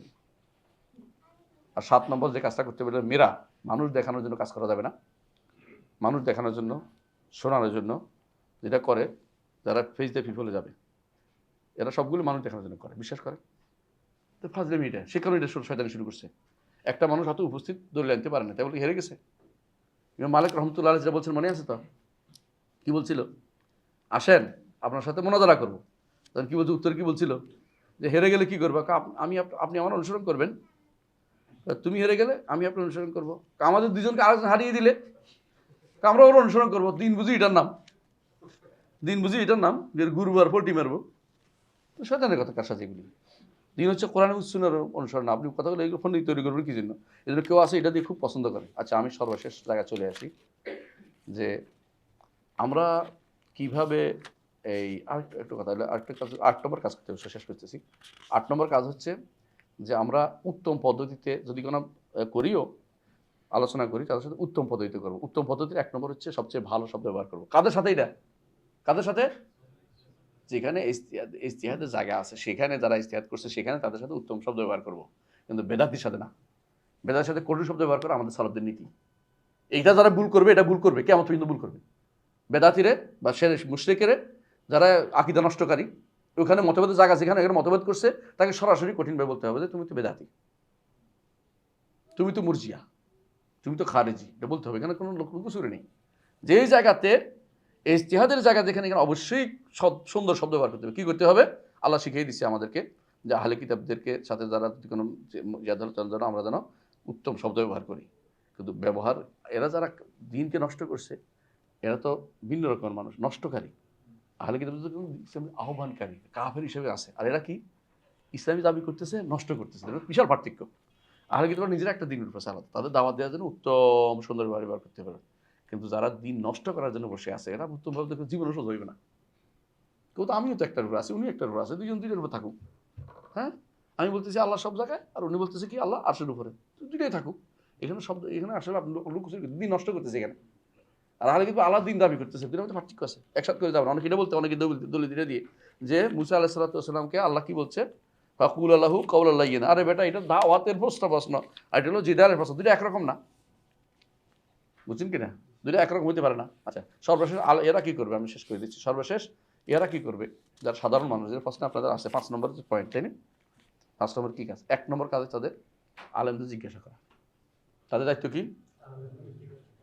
দলিল ফাসালু আলা যিকরি ইন কুনতুম লা তা'লামুন। আর যাদের মধ্যে গ্রহণযোগ্য মনে হয় তার কথা শোনা, তার কথা মেনে নেওয়া, বাড়াবাড়ি না করা। 1 নম্বর কাজ তাদের। 2 নম্বর কাজ হচ্ছে তারা নিজেরা ঝগড়াতে লিপ্ত হবে এই সমস্ত বিষয়ে, কারণ তাদের মধ্যে আরও সন্দেহ তৈরি হবে। কিন্তু তারা এই সমস্ত বিষয়ে, যে সমস্ত বিষয়ে, হ্যাঁ, কোন জায়গায় যেখানে ইজতিহাদের জায়গা, এখানেও মতভেদ তৈরি হবে না। আর যেখানে ইজতিহাদের জায়গা না, এটা আলেমদের শুনবে, একটাই শুনবে যে কোরআন হাদিস শুদ্ধ, এটাই, আর ওটা শুনবে না, ওটা পড়বেও না। এই জন্য যে সমস্ত আকিদা খারাপ বই আছে ওগুলো পড়াও যাবে না, আকিদা খারাপ লোক আছে ওদের সাথে বসাও যাবে না। কথা বুঝছেন? ওদের কাছে শিক্ষা গ্রহণ করা যাবে না। 3 নম্বর কাজ, দুইটা বলছি না, 3 নম্বর কাজ তাদের, যারা এই আকিদার মাসলা, ফিকহের মাসলাতে যদি তার ক্ষমতা থাকে, তাহলে আলেমকে জিজ্ঞাসা করবে, দলিল বলেন। দলিল বললে, বলতে পারলে ইত্তিবা হবে, নইলে কি হবে? তাকলিদ হয়ে যাবে। পার্টিকুলার দলিল যদি কোনো ক্ষমতা থাকে বলে, আলিম বলতে পারে, পাইলে ভালো আলেমের কাছে যাবে, যদি দলিল দিতে পারে। আর যদি দিতে পারে না, এর অর্থ তার অনুসরণ করা যাবে না, তা কিন্তু না। কার ফাসআলু আহলা যিকরি ইন কুনতুম লা তা'লামুন, এটুকুই শেষ। বিল বায়িনাত ওয়াজ জুবুর এর সাথে জড়িত না। বিল বায়িনাত ওয়াজ জুবুর রসুলের সাথে, রসুল প্রেরণের সাথে জড়িত। লাগাই দিলে একটার সাথে লাগাই দিয়েন না। বুঝছেন? আগের আয়াতে পরের আয়াতে একরকম না, দুইটা ভিন্ন জিনিস। আগের আয়াতের সাথে সম্পৃক্ত ওইটা। তাই তাহলে দলিল ক্ষমতা থাকলে তার কাছে কি জিজ্ঞাসা করবেন? দলিল জিজ্ঞাসা। আপনি যদি বুঝতে পারেন, 1 নম্বর, যদি বুঝতে পারে। আর যদি বুঝতে না পারেন, সেও দিতে না পারে, আপনি আমল করতে পারেন ভালো মনে করে তার উপর, যে আমি জানি যে দলিল দিতে পারতেছে না, কিন্তু তিনি আমল দিতে পারেন। আমাদের এখন যারা ফতোয়া দেয় সব কি দলিল দেয় না, কিন্তু আমরা তো নেই। কেন নেই? আমরা জানি যে তিনি গ্রহণযোগ্য একজন ব্যক্তিত্ব হিসেবে। তো এইটা নিয়ে অসুবিধা নেই, এটাতে কোনো দোষের কিছু না। 4 নম্বর কাজ হচ্ছে হেফজুল লিসান। আলেমদেরকে গালিগালাজ করবেন না, আলেমদেরকে গন্ধ শুকবেন না। কিছু আছে গন্ধ শুকে বদনামি করে, এগুলো খারাপ জিনিস। যতক্ষণ পর্যন্ত একজন মানুষের কাছে, আপনার কাছে স্পষ্ট হয় না তিনি কে, তিনি ভালো এখানে। কারণ আপনার কাছে তার আকীদা খারাপ ধরা পড়ে নাই, তার মাসআলাতে খারাপ ধরা পড়ে নাই, তাহলে আখবারও এবং মাসাইল কোথাও তো আপনার খারাপ ধরা, আওয়ামের কোথাও খারাপ ধরা পড়ে নাই, আপনি কেন ওর বিরুদ্ধে লেগে যাচ্ছেন বেহুদা? এই জিনিসটা খুব খারাপ, আমাদের মধ্যে খুব ক্ষতি করছে এটা। একে অপরকে গন্ধ শুকতেছে, নাম ভাঙ্গাইতেছে, নাম দিতেছে, একটা ভিন্ন নাম দিয়ে তাকে প্রার্থী করছে বিনা কারণে। হ্যাঁ, দলিল থাকলে বলবেন, দলিল থাকলে বলবেন যে এই মুখখানে এটা আছে দেখেন, বলবেন। দলিল না থাকলে বলবেন না। আর যেখানে মাসাইল ইজতিহাদি আছে, সেখানে কোনোভাবে আপনি আরেকজনকে পথভ্রষ্ট বলতে পারেন না, বা তার বিরুদ্ধে লোক খাওয়াতে পারেন না। আপনারটা আপনি বলেন, কেন মাসাইল ইজতিহাদিয়া যুগ যুগ ধরে আলেমরা এইভাবে চলেছে। আব্দুল্লাহ ইবনে আব্বাস রাদিয়াল্লাহু আনহু ছাত্ররা যেভাবে চলছে, আব্দুল্লাহ ইবনে ওমর ছাত্ররা এইভাবে চলেনি, এটা স্পষ্ট। তাহলে এইখানে এই মতভেদটা হচ্ছে এটা হলো কি বৈচিত্র্য, এটা ইসলাম গ্রহণযোগ্য। এই ইসলামে এই মতভেদটা গ্রহণযোগ্য। এটার কারণে একে অপরকে কী করতে পারবেন না? ফেতনা তৈরি করতে পারবেন না। ফেতনা তৈরি করে বুঝেন, ফেতনা তৈরি করে বুঝেন, মানে এর কারণে আপনি যদি বলেন যে ওনার থেকে এই করা যাবে না, ওনার থেকে পড়া যাবে না, ওনার কাছে নেওয়া যাবে, তাহলে আপনি বিভ্রান্তি তৈরি করছেন। এটা ইসলামের মধ্যে নাই। আশা করি বুঝছেন। আসসালামু আলাইকুম রহমতুল্লাহ।